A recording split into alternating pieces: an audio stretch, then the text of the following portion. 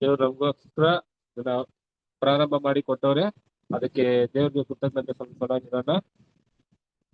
ಇವತ್ತು ನಾವು ಯಾವ ಸ್ಟೋರಿ ಓದ್ತಾ ಇದೀವಿ ಅಂತ ಗೊತ್ತಾ ಎಲ್ಲರಿಗೂ?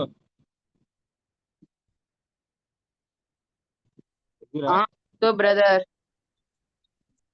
ಯಾವ್ದು ಸ್ಟೋರಿ ಓದ್ತೀವಿ ಇವತ್ತು? ಈಸಾಕನ ಚರಿತ್ರೆ. ಓಕೆ, ಯಾರು ಫಸ್ಟ್ ಸ್ಟಾರ್ಟ್ ಮಾಡ್ತೀರಾ? ಅವ್ರು ಸ್ವಲ್ಪ ಹ್ಯಾಂಡ್ ರೈಸ್ ಮಾಡ್ತೀರಾ?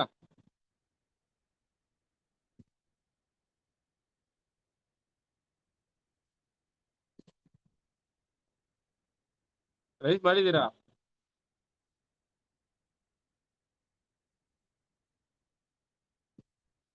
ನಾನೇ ಎಲ್ಲ ಯಾರು ಸ್ಟಾರ್ಟ್ ಮಾಡ್ತೀರಾ ಅಂತ.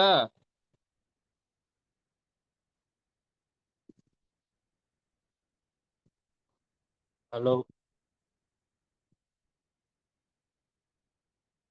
ಕೇಳಿಸ್ತಾ ಇದೆಯಾ? ಹೇಳಿ.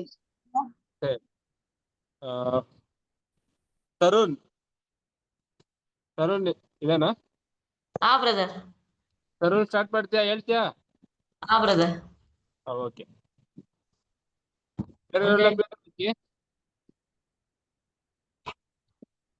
ಹೇಳಪ್ಪಿ.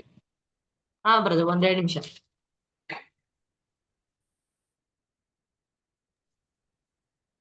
ಕರ್ತನಲ್ಲಿ ಕರೆಯಲ್ಪಟ್ಟ ಎಲ್ಲ ಪ್ರೀತಿಯುಳ್ಳ ಸಹೋದರ ಸಹೋದರರೇ, ನಿಮ್ಮನ್ನು ತಂದೆಯಾದ ದೇವರ ನಾಮದಲ್ಲಿಯೂ ಮತ್ತು ರಕ್ಷಕನಾದ ಯೇಸು ಕ್ರಿಸ್ತನ ನಾಮದಲ್ಲಿಯೂ ವಂದಿಸುತ್ತಾ ಇವತ್ತಿನ ಪಾಠವನ್ನು ನಾವು ಶುರು ಮಾಡೋಣ. ಇವತ್ತು ನಾವು ಇಸಾಕನ ಬಗ್ಗೆ ತಿಳ್ಕೊಳ್ಳೋಣ. ಇಸಾಕನು ಅಬ್ರಾಮ್ ಮತ್ತೆ ಸಾರಾದ ಏಕೈಕ ಮಗನು. ಮತ್ತೆ ದೇವರು ಅಬ್ರಾಮ್ಗೆ ವಾಗ್ದಾನ ಮಾಡಿ ಹೇಳಿದ ಮುಖಾಂತರವೇ ಏನಂತ ಅಂದ್ರೆ, ದೇವ್ರ ಅಬ್ರಾಮನಿಗೆ ಏನ್ ಹೇಳಿದ್ರಂದ್ರೆ, ನಿನ್ನ ಸಂತತಿಯನ್ನು ಮತ್ತೆ ನಿನ್ ಮನೆ ಇರೋರ್ಗೆ ಎಲ್ಲಾರು ನೀವು ಸುನ್ನತಿ ಮಾಡಿಸ್ಬೇಕು ಅಂತ ಅಂತಾರೆ. ಅದೇ ರೀತಿ ಅಬ್ರಾಮನು ಇಸಾಕನನ್ನು 8ನೇ ದಿನದಲ್ಲಿ ಸುನ್ನತಿ ಮಾಡಿಸ್ತಾರೆ. ಅದಾದ್ಮೇಲೆ ಬ್ರದರ್ ಪ್ರೇಯರ್ ಮಾಡ್ಲಿಲ್ವಲ್ಲ ಬ್ರದರ್? ಪ್ರೇಯರ್ ಮಾಡೋಣ ಅಂತಾನೆ ಕೊಟ್ಟೆ. ಸಾರಿ. ಕೇಳಿಸ್ತೀರಿ ಎಲ್ಲರಿಗೂ ಇವಾಗ? ಕೇಳಿಸ್ತದೆ. ಸಾರಿ. ಈ ಕೂಟದ ಪ್ರಾರಂಭಕ್ಕಾಗಿ ಯಾರಾದ್ರೂ ಒಬ್ರು ಪ್ರೇಯರ್ ಮಾಡ್ತೀರಾ? ಯಾರು ಮಾಡ್ತೀರಾ ಪ್ರೇಯರು? ಮಕ್ಕಳು ಮಾಡಿ.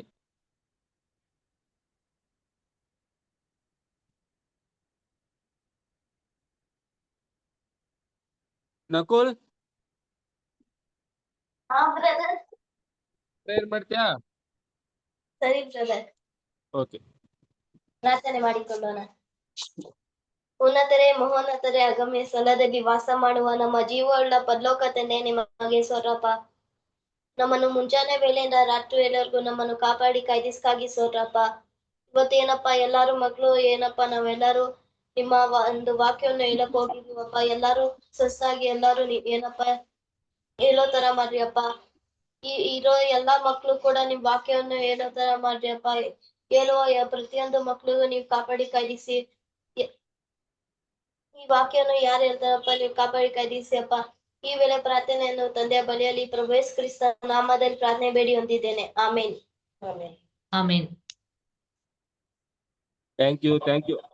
Thank you Nakul. ಸ್ಟಾರ್ಟ್ ಮಾಡೋಣ. ಬ್ರದರ್.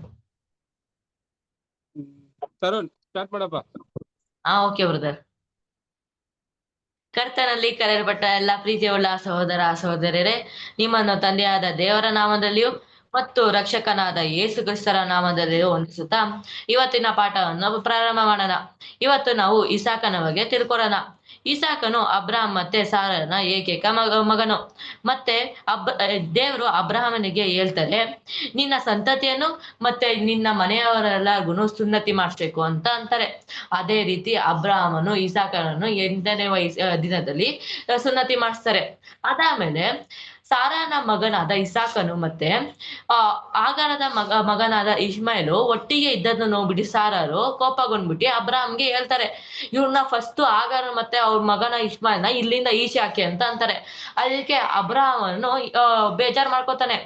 ಆಗ ದೇವರು ಅಬ್ರಾಹ್ಮನಿಗೆ ಹೇಳ್ತಾರೆ, ನೀನು ಸಾರ ಹೇಳಿದ ಮಾತನ್ನೇ ನೀನು ಪಾಲಿಸು, ಅವ್ರು ಹೇಳಿದ ತರನೇ ನೀನು ನೆಡ್ಕೊ. ನಾನು ನಿನ್ನ ಸಂತತಿಯನ್ನು ಇಸಾಕನಿಂದನೇ ನಾನು ಬೆಳೆಸುವನು. ಆದ್ರೆ ನಿನ್ನ ಮಗ ಇಷ್ಮಾಯೇಲ್ ಆಗಿದ ಕಾರಣ ಅವನಿಂದನೂ ನಿನ್ನ ಒಂದು ಸಂತತಿಯನ್ನು ಬೆಳೆಸುತ್ತೇನೆ ಅಂತ ಅಂತಾರೆ. ಅದಾದ್ಮೇಲೆ ನೆಕ್ಸ್ಟ್ ದಿನ ಅವರು ಬೆಳಗ್ಗೆ ಎದ್ಬಿಟ್ಟು ಅವರು ಅವನ ಆಗರ್ಗೆ ಮತ್ತೆ ಇಷ್ಮಾಯಿಲ್ಗೆ ಒಂದು ರೊಟ್ಟಿ ಮತ್ತೆ ನೀರ್ ಕೊಟ್ಬಿಟ್ಟು ಕಳಿಸ್ತಾರೆ.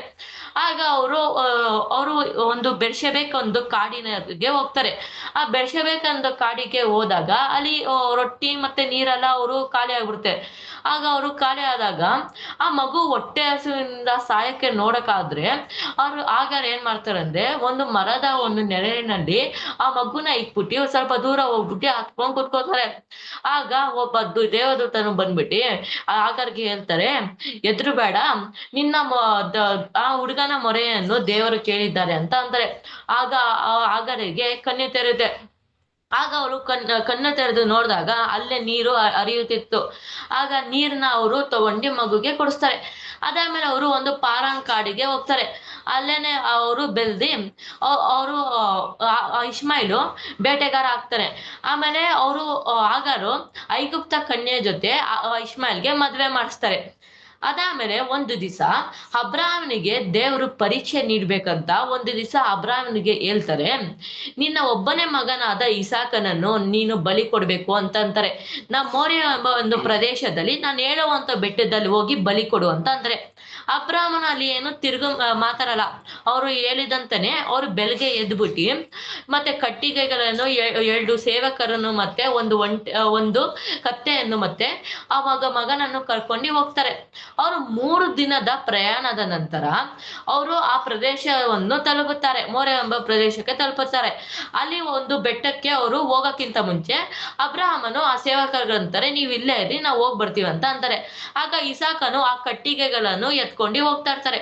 ಅವ್ರಿಗೂ ಆ ಬೆಟ್ಟಕ್ಕೆ ಹೋಗುವಾಗ ಇಸಾಕನು ಅಬ್ರಾಹ್ಮನಿಗೆ ಕೇಳ್ತಾರೆ, ತಂದೆ, ನಮ್ಮ ಹತ್ರ ಎಲ್ಲ ಕತ್ತಿ ಐತೆ, ಬೆಂಕಿ ಐತೆ, ಕಟ್ಟಿಗೆಗಳೈತೆ, ಆದ್ರೆ ನಮ್ಗೆ ಯಜ್ಞಕ್ಕೆ ಬೇಕಾದ ಕುರಿನೇ ಇಲ್ಲ ಅಲ್ಲ, ನಾವೇನ್ ಮಾಡೋಣ ಅಂತ ಕೇಳಿದಾಗ ಆವಾಗ ಅಬ್ರಾಹ್ಮನ್ ಹೇಳ್ತಾರೆ, ದೇವರು ಒದಗಿಸ್ತಾರೆ ಅಂತ ಅಂತಾರೆ.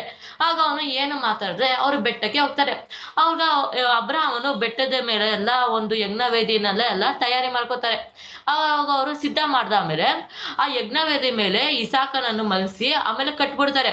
ಆಗ ಅಬ್ರಾಹ್ಮ ಇನ್ನೇನು ಇಸಾಕನನ್ನು ಬಲಿ ಕೊಡುವ ಸಮಯದಲ್ಲಿ ಒಬ್ಬ ದೇವದೂತನು ಆಕಾಶದಿಂದನ ಕರೀತಾರೆ, ಅಬ್ರಾಹ್ಮನೆ ಅಂತ ಕರೀತಾರೆ.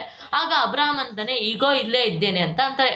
ಆಗ ಆ ದೇವದೂತನಂತಾರೆ, ನಿನ್ನ ಮಗನಿಗೆ ಏನು ಮಾಡ್ಬೇಡ ಅಂತ ಅಂತಾರೆ. ಆಗ ಅಬ್ರಹಾಮನು ಹಿಂದೆ ತಿರುಗಿ ನೋಡಿದಾಗ ಅಲ್ಲಿ ಒಂದು ಟಗರಿನ ಕೊಂಬು ಪೊದೆಯಲ್ಲಿ ಸಿಗಾಕೊಂಡಿರುತ್ತೆ. ಆಗ ಆ ಟಗರನ್ನು ಬಲಿ ಕೊಡ್ತಾರೆ. ಇಸಾಕನ ಬದಲಾಗಿ ಟಗರನ್ನು ಬಲಿ ಕೊಡ್ತಾರೆ. ಅದಾದ್ಮೇಲೆ ಒಂದು ಬೆಟ್ಟವನ್ನು ಇಲ್ದೆ ಅವರು ಹೋಗ್ತಾ ಇರ್ತಾರೆ. ಮತ್ತೆ ಹೋಗೋ ಸಮಯದಲ್ಲಿ ಇನ್ನೊಂದ್ಸತಿ ದೇವದೂತ ಬಂದ್ಬಿಟ್ಟು ಹೇಳ್ತಾರೆ, ನಿನ್ನ ನಂಬಿಕೆಯನ್ನು ನೋಡಿದ್ದೇನೆ, ನಿನ್ನ ಮಗನನ್ನು ನೀನು ಬಲಿ ಕೊಡಕ್ಕೆ ನೀನು ಹಿಂದೆಜರಿಲ್ಲ, ಅದಕ್ಕೆ ನಿನ್ನ ಸಂತತಿಯನ್ನು ನಾನು ಆಶೀರ್ವದಿಸುವನು ಮತ್ತೆ ಹೆಚ್ಚಿಸುವನು, ಮತ್ತೆ ನಿನ್ನ ಸಂತತಿಯನ್ನು ನಕ್ಷತ್ರಗಳಂತೆಯೋ ಮತ್ತು ಸಮುದ್ರ ತೀರದಲ್ಲಿರುವ ಉಸುಬಿನಂತೆಯೋ ಮಾಡುವೆನು ಅಂತ ಅಂತಾರೆ. ಅದಾದ್ಮೇಲೆ ಅವರು ಬೆರ್ಷೆಬೆಂಬ ಒಂದು ಪಟ್ಟಣಕ್ಕೆ ಹೋಗ್ತಾರೆ. ಆಗ ಅಬ್ರಾಹಮನು ತುಂಬಾ ವಯಸ್ಸಾಗಿರುತ್ತೆ. ಆಗ ಅವನು ಅಬ್ರಾಹಂ ಹತ್ರನೇ ಒಬ್ಬ ಹಿರಿ ಸೇವಕನ ಇರ್ತಾನೆ. ಆಗ ಹಿರಿ ಸೇವಕನ ಕಳಿಸ್ತಾರೆ. ಆ ಹಿರಿ ಸೇವಕನು ಎಲಿಯೇಜರ್ ಅಂತ. ಅವರು ಅಬ್ರಾಹಮನು ಆ ಎಲಿಯೇಜರ್ಗಂತಾರೆ, ನನ್ನ ಮಗನಿಗೆ ಒಂದು ಕನ್ಯೆಯನ್ನು ನೀನು ನನ್ನ ಬಂಧುಗಳಲ್ಲಿ ಮತ್ತೆ ಸ್ವದೇಶದಲ್ಲಿ ಹುಡ್ಕೊಂಡು ಬಾ ಅಂತ ಅಂತಾರೆ. ಆಗ ಆ ಸೇವಕನ್ ಕೇಳ್ತಾರೆ, ಇವಾಗ ನಾನೇನ ಆ ಕನ್ಯೆ ನನ್ನ ಮಾತನ್ನು ಒಪ್ಪಿಲ್ಲ ಅಂದ್ರೆ, ಅವಳು ನನ್ನ ಜೊತೆ ಬರಕ್ಕೆ ಸಿದ್ಧ ಆಗಿಲ್ಲ ಅಂದ್ರೆ ನಾನು ಏನ್ ಮಾಡ್ಲಿ ಅಂತ ಕೇಳ್ತಾರೆ. ಆಗ ಅಬ್ರಾಹಂ ಅಂತಾರೆ, ಆ ರೀತಿ ಏನಾಗಲ್ಲ, ದೇವ್ರು ನಿನ್ನ ಜೊತೆ ನಡೆಸ್ತಾರೆ, ದೇವದೂತರನ್ನು ನಿನ್ನ ಜೊತೆ ಕಳ್ಸಿ ನಿನ್ನ ನಡೆಸ್ತಾರೆ ಅಂತ ಅಂತಾರೆ. ಅದಾದ್ಮೇಲೆ ಆ ಸೇವಕನು ಜೊತೆ ಅಬ್ರಾಹಮನು ಪ್ರಣಾಮ ಮಾಡ್ಕೋತಾರೆ. ಆಗ ಅವರು ಅಲ್ಲಿಂದ ಸೇವಕನು ಆ ಪಟ್ಟಣವನ್ನು ಬಿಟ್ಟು 10 ಒಂಟೆಗಳನ್ನು ಮತ್ತೆ ಬಂಗಾರ ಮತ್ತು ಬೆಳ್ಳಿಗಳನ್ನು ಎತ್ಕೊಂಡು ಹೋಗ್ತಾರೆ. ಆಗ ಅವರು ಆರಾನ್ ಎಂಬ ಪಟ್ಟಣಕ್ಕೆ ಹೋಗಿ ಅಲ್ಲೇನೆ ನಾಹೋರ್ ವಾಸ ಮಾಡ್ತಾರೆ. ಅವ್ರು ಆರಾಮ್ ಪಟ್ಟಣ ಈಚೆ ಇರುವ ಒಂದು ಬಾವಿ ಹತ್ರ ಹೋಗ್ತಾರೆ. ಅಲ್ಲಿ ಎಲ್ಲಾ ಹೆಂಗಸರು ಬಂದ್ಬಿಟ್ಟು ನೀರ್ ತುಂಬಿಸ್ಕೊಂಡು ಹೋಗ್ತಾರೆ. ಅವ್ರು ಅಲ್ಲಿ ಬಂದ್ಬಿಟ್ಟು ಮೊರೆ ಊರಿ ಹೇಳ್ತಾರೆ, ಅಬ್ರಾಹಮನ ದೇವರೇ, ನಾವೊಂದು ಮಾಡೋ ಒಂದು ಕಾರ್ಯದಲ್ಲಿ ನೀವು ಒಂದು ಸಫಲತೆಯನ್ನು ಕೊಡ್ರಿ ಅಂತ ಅಂತಾರೆ. ಆಗ ಅವ್ರು ಹೇಳ್ತಾರೆ, ಇವಾಗ ನಂಗೆ ಯಾರು ನೀರ್ ಕೊಡಿಸ್ತಾರೆ ಮತ್ತೆ ನನ್ನ ಒಂಟೆಗಳಿಗೂ ನೀರ್ ಕೊಡಿಸ್ತಾರೆ ಅವರೇ ನನ್ನ ದನಿಯ ಮಗನಿಗೆ ಹೆಂಡತಿ ಆಗ್ಲಿ ಅಂತ ಅಂತಾರೆ. ಆಗ ಅವರು ಕಣ್ತೆತ್ತಿ ನೋಡಿದಾಗ ಅಲ್ಲಿ ರೆಬೆಕ್ಕಳನ್ನು ನೋಡ್ತಾರೆ. ಆವಾಗ ಅವರು ತುಂಬಾ ಸುಂದರ ಆಗಿರ್ತಾರೆ. ಅವ್ರು ತುಂಬಾ ಸುಂದರ ಆಗಿರೋ ಕಾರಣ ಅವಾಗ ಅವರು ತುಂಬಾ ಸುಂದರ ಆಗಿರ್ತಾರೆ. ಆಗ ಆ ಸೇವಕನು ಆ ರೆಬೆಕ್ಕಳ ಹತ್ರ ಹೋಗ್ಬಿಟ್ಟು ನೀರ್ ಕೊಡಕ್ಕೆ ಅಂತ ಅಂತಾರೆ. ಆಗ ರೆಬೆಕ್ಕಳು ಅವ್ರಿಗೆ ನೀರ್ ಕೊಡ್ತಾರೆ. ಆಗ ನೀರ್ ಕೊಟ್ಟಿ ಆಮೇಲೆ ಆ ರೆಬೆಕ್ಕಳು ಅಂತಾರೆ, ನಾನ್ ನಿನ್ ಒಂಟೆಗೂ ಸಹ ನೀರ್ ಕೊಡ್ತೀನಿ ಅಂತ ಅಂತಾರೆ. ಆಗ ರೆಬೆಕ್ಕಳು ಆ ಒಂಟೆಗೆ ದೋಣಿಯಲ್ಲಿ ಎಲ್ಲ ನೀರನ್ನ ತುಂಬಿಸ್ತಾರೆ. ಆಗ ಒಂಟೆ ಎಲ್ಲ ನೀರ್ ಕುಡ್ದಿ ಮುಗಿಸಾಮೇಲೆ ಸೇವಕನು ಅವ್ರ ಹತ್ರ ಹೋಗ್ಬಿಟ್ಟು ಹೇಳ್ತಾರೆ, ಅವ್ರ ಹತ್ರ ಹೋಗ್ಬಿಟ್ಟು ಏನ್ ಹೇಳ್ತಾರೆ ಅಂದ್ರೆ, ನೀ ಅರ್ಧ ಮೊಳೆಯಷ್ಟು ಚಿನ್ನದ ಮೂಗುತಿಯನ್ನು ಕೊಡ್ತಾರೆ, ಮತ್ತೆ 10 ಮೊಳೆಯಷ್ಟು ಚಿನ್ನದ ಬಳೆಯನ್ನು ಕೊಡ್ತಾರೆ. ಆಗ ಕೊಟ್ಟಾಗ ಅವಾಗ ಕೇಳ್ತಾರೆ ಸೇವಕನು, ನಿನ್ನ ತಂದೆ ಹೆಸರೇನು ಮತ್ತೆ ನಿನ್ ತಂದೆ ಮನೆ ಎಲ್ಲಿದೆ ಅಂತ ಕೇಳ್ತಾರೆ. ಆಗ ಅವರು ರೆಬೆಕ್ಕಳು ಅಂತಾರೆ, ನನ್ನ ತಂದೆ ಹೆಸರು ಬೆತ್ತಲೆಮ್ ಮತ್ತೆ ಬೆತ್ತಲೆಮ್ ಮಗಳು ನಾನು, ಮತ್ತೆ ನನ್ನ ಬೆತ್ತಲೆಮ್ ಮಗಳು ಮತ್ತೆ ನಾಹೋರ್ ಮತ್ತೆ ಮಿಲ್ಕನ ಮಗಳು. ನನ್ನ ತಂದೆ ಮನೆ ಅಲ್ಲಿ ನಂಗೆ ಉಳ್ಕೊಳಕ್ಕೆ ಜಾಗ ಇದೆ ಅಂತ ಅಂತಾರೆ.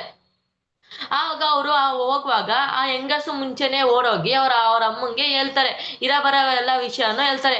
ಮತ್ತೆ ರೆಬೆಕ್ಕಳ ಅಣ್ಣ ಲಾಬಾನನು ಅವ್ರು ಆ ವಿಷಯವನ್ನು ಕೇಳಿಸ್ಕೊಂಡು ಮತ್ತೆ ಅವ್ರು ಹಾಕೋರೋ ಒಂದು ಬಳೆ ಮತ್ತೆ ಆ ಮೂಗುತಿಯನ್ನು ನೋಡ್ಬಿಟ್ಟು ಆಗ ಅವರು ಈಚೆ ಹೋಗಿ ನೋಡ್ತಾರೆ. ಆಗ ಅಲ್ಲಿ ನೋಡಿದಾಗ ಸೇವಕರನ್ನು ನೋಡ್ಬಿಟ್ಟು ಏನ್ ಹೇಳ್ತಾರಂದ್ರೆ, ದೇವರ ದಯ ಉಳ್ಳವರೇ ಅಂತ ನೀವು ಒಳಗೆ ಬನ್ನಿ ಅಂತ ಕರೀತಾರೆ. ಆಗ ಸೇವಕನು ಒಳಗೆ ಬಿಡ್ತಾರೆ. ಅದಾದ್ಮೇಲೆ ಅವರು ಊಟಕ್ಕೆ ಎಲ್ಲ ಅರೇಂಜ್ ಮಾಡ್ತಾರೆ. ಅವ್ರು ಊಟಕ್ಕೆ ಎಲ್ಲ ಅರೇಂಜ್ ಮಾಡಾದ್ಮೇಲೆ ಆಗ ಅವ್ರು ಇನ್ನೇನು ಊಟ ಮಾಡಕ್ ಹೋಗುವಾಗ ಸೇವಕನಂತಾರೆ, ನಾನು ಯಾವ ವಿಷಯಕ್ಕೆ ಬಂದಿದ್ದೀನಿ ಆ ವಿಷಯವನ್ನ ತಿಳಿಸಿ ನಾನು ಊಟ ಮಾಡ್ತೀನಿ ಅಂತ ಅಂತಾರೆ. ಆಗ ಅವರು ಎಲ್ಲ ವಿಷಯನ ತಿಳಿಸ್ತಾರೆ. ಅವ್ರು ಏನಕ್ಕೆ ಇಲ್ಲಿ ಒಂದು ಪ್ರದೇಶವನ್ನು ಬಂದ್ರು ಅಂತ, ಮತ್ತೆ ಎಲ್ಲ ಅವ್ರು ಕಣ್ಣಿಕೆಯನ್ನು ಅಬ್ರಹಾಮನ ಮಗನಿಗೆ ಕಣ್ಣಿಕೆ ಹುಡ್ಕೋರಕ್ಕೋಸ್ಕರ ಬರೋ ಒಂದು ವಿಷಯಕ್ಕೆ ಎಲ್ಲಾ ವಿಷಯನೂ ತಿಳಿಸ್ತಾರೆ. ಅದಾದ್ಮೇಲೆ ಅವರು ಬೆಳಗ್ಗೆ ಎದ್ದು ಹೋಗ್ತಾರೆ. ಆಗ ಬೆಳಗ್ಗೆ ಅವ್ರ ಜೊತೆ ರೆಬೆಕ್ಕಳನ್ನು ಕರ್ಕೊಂಡು ಹೋಗ್ತಾರೆ. ರೆಬೆಕ್ಕಳು ಮತ್ತೆ ಅವ್ರ ಜೊತೆ ದಾಸಿಯನ್ನು ಬರ್ತಾರೆ.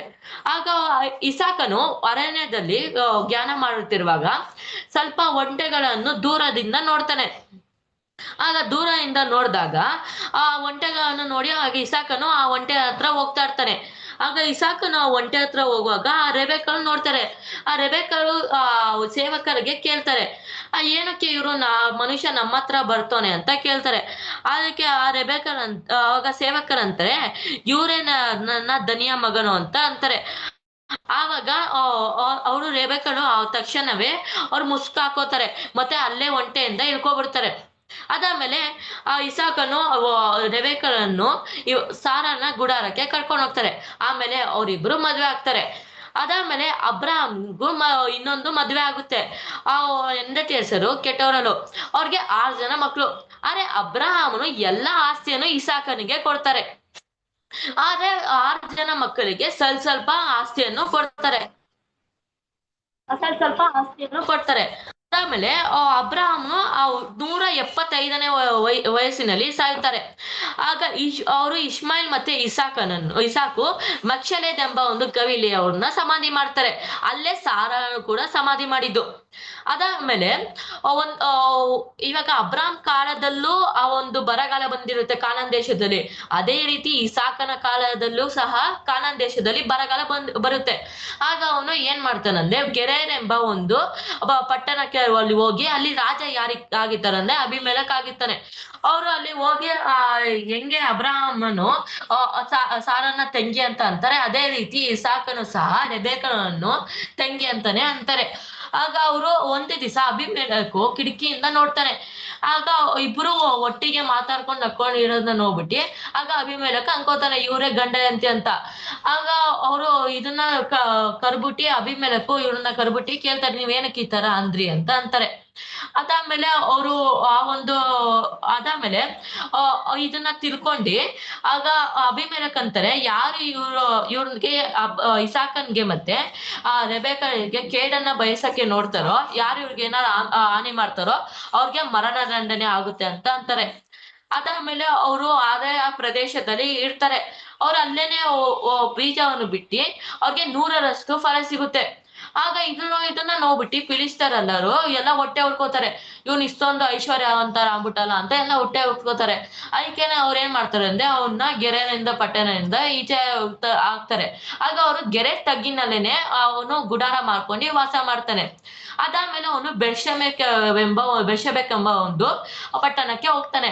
ಅಲ್ಲಿ ಬೆರ್ಷೆಬೆಕ್ ಒಂದು ಪಟ್ಟಣಕ್ಕೆ ಹೋದಾಗ ಅಲ್ಲಿ ದೇವ್ರು ಕಾಣಿಸ್ಕೋತಾರೆ. ಆಮೇಲೆ ದೇವ್ರು ಹೇಳ್ತಾರೆ, ಭಯ ಪಡ್ಬೇಡ, ನಾನು ನಿನ್ನ ಸಂಗಡ ಇದ್ದೇನೆ, ನಾನು ನಿನ್ನ ತಂದೆಯ ದೇವರು, ಮತ್ತೆ ನಾನು ನಿನ್ನ ಸಂತತಿಯನ್ನು ಆಶೀರ್ವದಿಸುತ್ತೇನೆ ಮತ್ತೆ ಹೆಚ್ಚಿಸುತ್ತೇನೆ ಅಂತ ಅಂತಾರೆ. ಅದಾದ್ಮೇಲೆ ಇಸಾಕನು ಅಲ್ಲೇ ಒಂದು ಯಜ್ಞವೇದಿಯನ್ನು ಕಟ್ಟಿ ಬಲಿಯನ್ನು ನೀಡುತ್ತಾನೆ. ಆಮೇಲೆ ಇಸಾಕನು 180ನೇ ವಯಸ್ಸಿನಲ್ಲಿ ಸಾಯುತ್ತಾನೆ. ಈ ವಾಕ್ಯವನ್ನು ದೇವರು ಆಶೀರ್ವದಿಸಲಿ. ದೇವರಿಗೆ ಸ್ತೋತ್ರ, ದೇವರಿಗೆ ಮಹಿಮೆ. ಆಮೇನ್. Thank you. ಒಂದು ನಿಮಿಷ. Thank you Tarun. ನೆಕ್ಸ್ಟ್ ಯಾರು ಹೇಳ್ತೀರಾ? ನೆಕ್ಸ್ಟ್ ಹೇಳೋರು ಸ್ವಲ್ಪ ಹ್ಯಾಂಡ್ ರೈಸ್ ಮಾಡ್ತೀರಾ?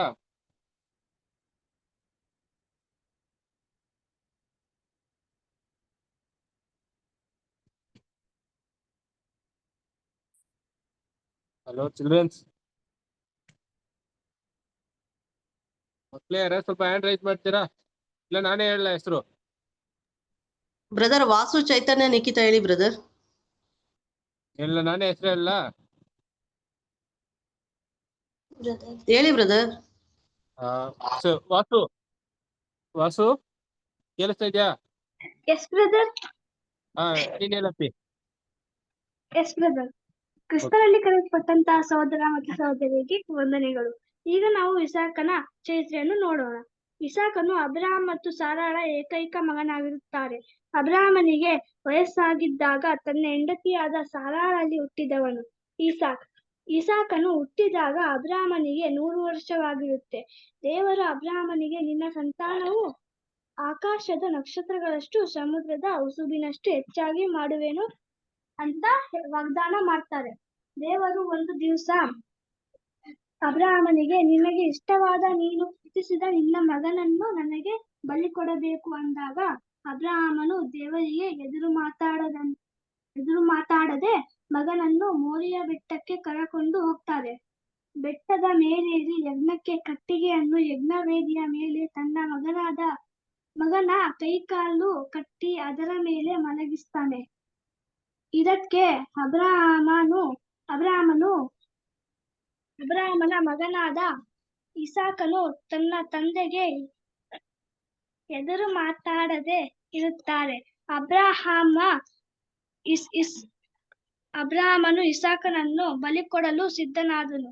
ಅಬ್ರಹಾಮನು ತನ್ನ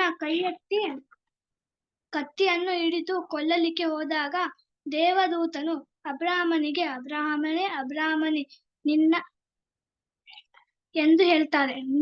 ನಿನ್ನ ಮಗನಾದ ಇಸಾಕನ ಮೇಲೆ ಕೈ ಹಾಕಬೇಡ, ನಿನ್ನ ನಂಬಿಕೆಯನ್ನು ನೋಡಿದ್ದೇನೆ ಎಂದು ಹೇಳ್ತಾರೆ. ಆಗ ಅಬ್ರಹಾಮನು ಹಿಂದೆ ತಿರುಗಿ ನೋಡಿದಾಗ ಪೊದೆಯಲ್ಲಿ ಒಂದು ಟಗರು ತನ್ನ ಕೊಂಬಿಂದ ಸಿಕ್ಕಾಕೊಂಡಿರ್ತದೆ. ಅದನ್ನು ಹಿಡಿದು ತಂದು ಯಜ್ಞ ಸಮರ್ಪಿಸ್ತಾರೆ. ಅಲ್ಲಿಂದ ಹೊರಟು ಬರ್ತಾರೆ. ಒಂದು ದಿವಸ ಅಬ್ರಹಾಮನು ತನ್ನ ಸೇವಕರಲ್ಲಿ ಪ್ರಧಾನ ಸೇವಕರೊಬ್ಬರನ್ನು ಕರೆದು, ನೀನು ಹೋಗಿ ನನ್ನ ಮಗನಿಗೆ ನನ್ನ ಬಂಧುಗಳ ಬಳಿಗೆ ಹೋಗಿ ನನ್ನ ಮಗನಿಗೆ ತಕ್ಕ ಹೆಂಡತಿಯನ್ನು ಹುಡುಕಬೇಕೆಂದು ಪ್ರಮಾಣ ಮಾಡಿಸ್ಕೊಳ್ತಾರೆ. ಅದರಂತೆ ಸೇವಕನು ತನ್ನ ದಣಿಯ 10 ಒಂಟೆಗಳನ್ನು ತೆಗೆದುಕೊಂಡು ಹಾರಾಮ್ ಸೀಮೆಗೆ ಬರುತ್ತಾರೆ. ಆಗ ಸಾಯಂಕಾಲ ರೆಬೆಕ್ಕಾ ನೀರನ್ನು ತರುವುದಕ್ಕೆ ಬಂದಾಗ ಆ ಪ್ರಧಾನ ಸೇವಕನು ಅವಳಿಗೆ, ಅಮ್ಮ, ಕುಡಿಯಲು ನೀರು ಕೊಡಿ ಅಂದಾಗ ಆಕೆ, ತೆಗೆದುಕೊಳ್ಳಿ, ಕುಡಿಯಿರಿ ಎಂದು ಕೊಟ್ಟು ಒಂಟೆಗಳಿಗೂ ನೀರು ತಂದು ದೋಣಿಯಲ್ಲಿ ಸುರಿಯುತ್ತಾಳೆ. ಇದನ್ನು ನೋಡಿ ಸೇವಕನು, ಇವಳೇ ನನ್ನ ದಣಿಯಾದ ಅಬ್ರಹಾಮನ ಮಗನಾದ ಇಸಾಕನಿಗೆ ಸರಿಯಾದ ಜೋಡಿ ಎಂದು ಕರ್ಕೊಂಡೋಗ್ತಾನೆ. ರೆಬೆಕ್ಕಳು ಇಸಾಕನನ್ನು ಕಂಡು ಒಂಟೆಯಿಂದ ಇಳಿದು ಗೌರವ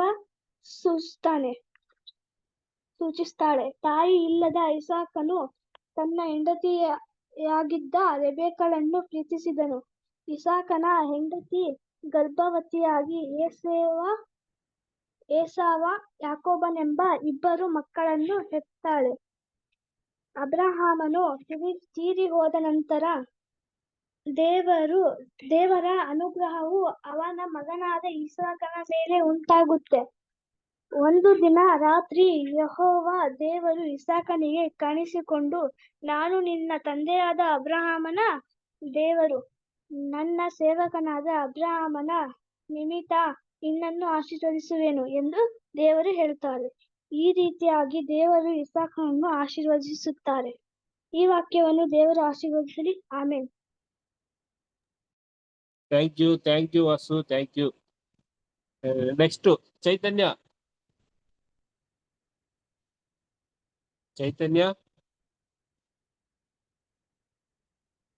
ಎಸ್ ಬ್ರದರ್.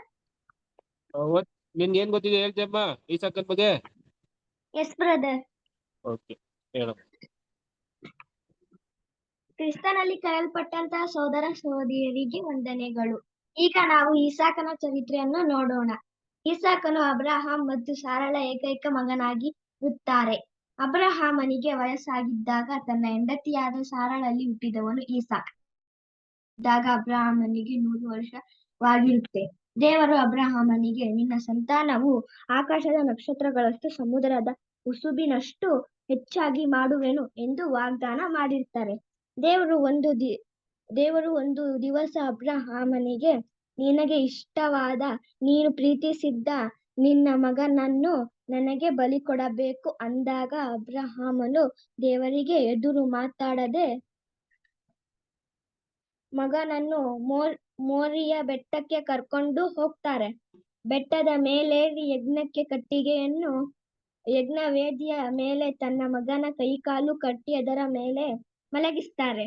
ಇದಕ್ಕೆ ಅಬ್ರಹಾಮನ ಮಗನಾದ ಇಸಾಕನು ತನ್ನ ತಂದೆಗೆ ಎದುರು ಮಾತಾಡದೆ ಇರುತ್ತಾರೆ. ಅಬ್ರಹಾಮನು ಇಸಾಕನನ್ನು ಬಲಿ ಕೊಡಲು ಸಿದ್ಧನಾದನು. ಅಬ್ರಹಾಮನು ತನ್ನ ಕೈ ಎತ್ತಿ ಕತ್ತಿಯನ್ನು ಹಿಡಿದು ಕೊಲ್ಲಲಿಕ್ಕೆ ಹೋದಾಗ ದೇವದೂತನು ಅಬ್ರಹಾಮನಿಗೆ, ಅಬ್ರಹಾಮನೇ, ನಿನ್ನ ಮಗನಾದ ಇಸಾಕನ ಮೇಲೆ ಕೈ ಹಾಕಬೇಡ, ನಿನ್ನ ನಂಬಿಕೆಯನ್ನು ನೋಡಿದ್ದೇನೆ ಎಂದು ಹೇಳ್ತಾರೆ. ಆಗ ಅಬ್ರಹಾಮನು ಹಿಂದೆ ತಿರುಗಿ ನೋಡಿದಾಗ ಪೊದೆಯಲ್ಲಿ ಒಂದು ಟಗರು ತನ್ನ ಕೊಂಬಿಂದ ಸಿಕ್ಕಿ ಹಾಕಿಕೊಂಡಿರುತ್ತೆ. ಅದನ್ನು ಹಿಡಿದು ತಂದು ಯಜ್ಞ ಸಮರ್ಪಿಸುತ್ತಾರೆ. ಅಲ್ಲಿಂದ ಹೊರಟು ಬರುತ್ತಾರೆ. ಒಂದು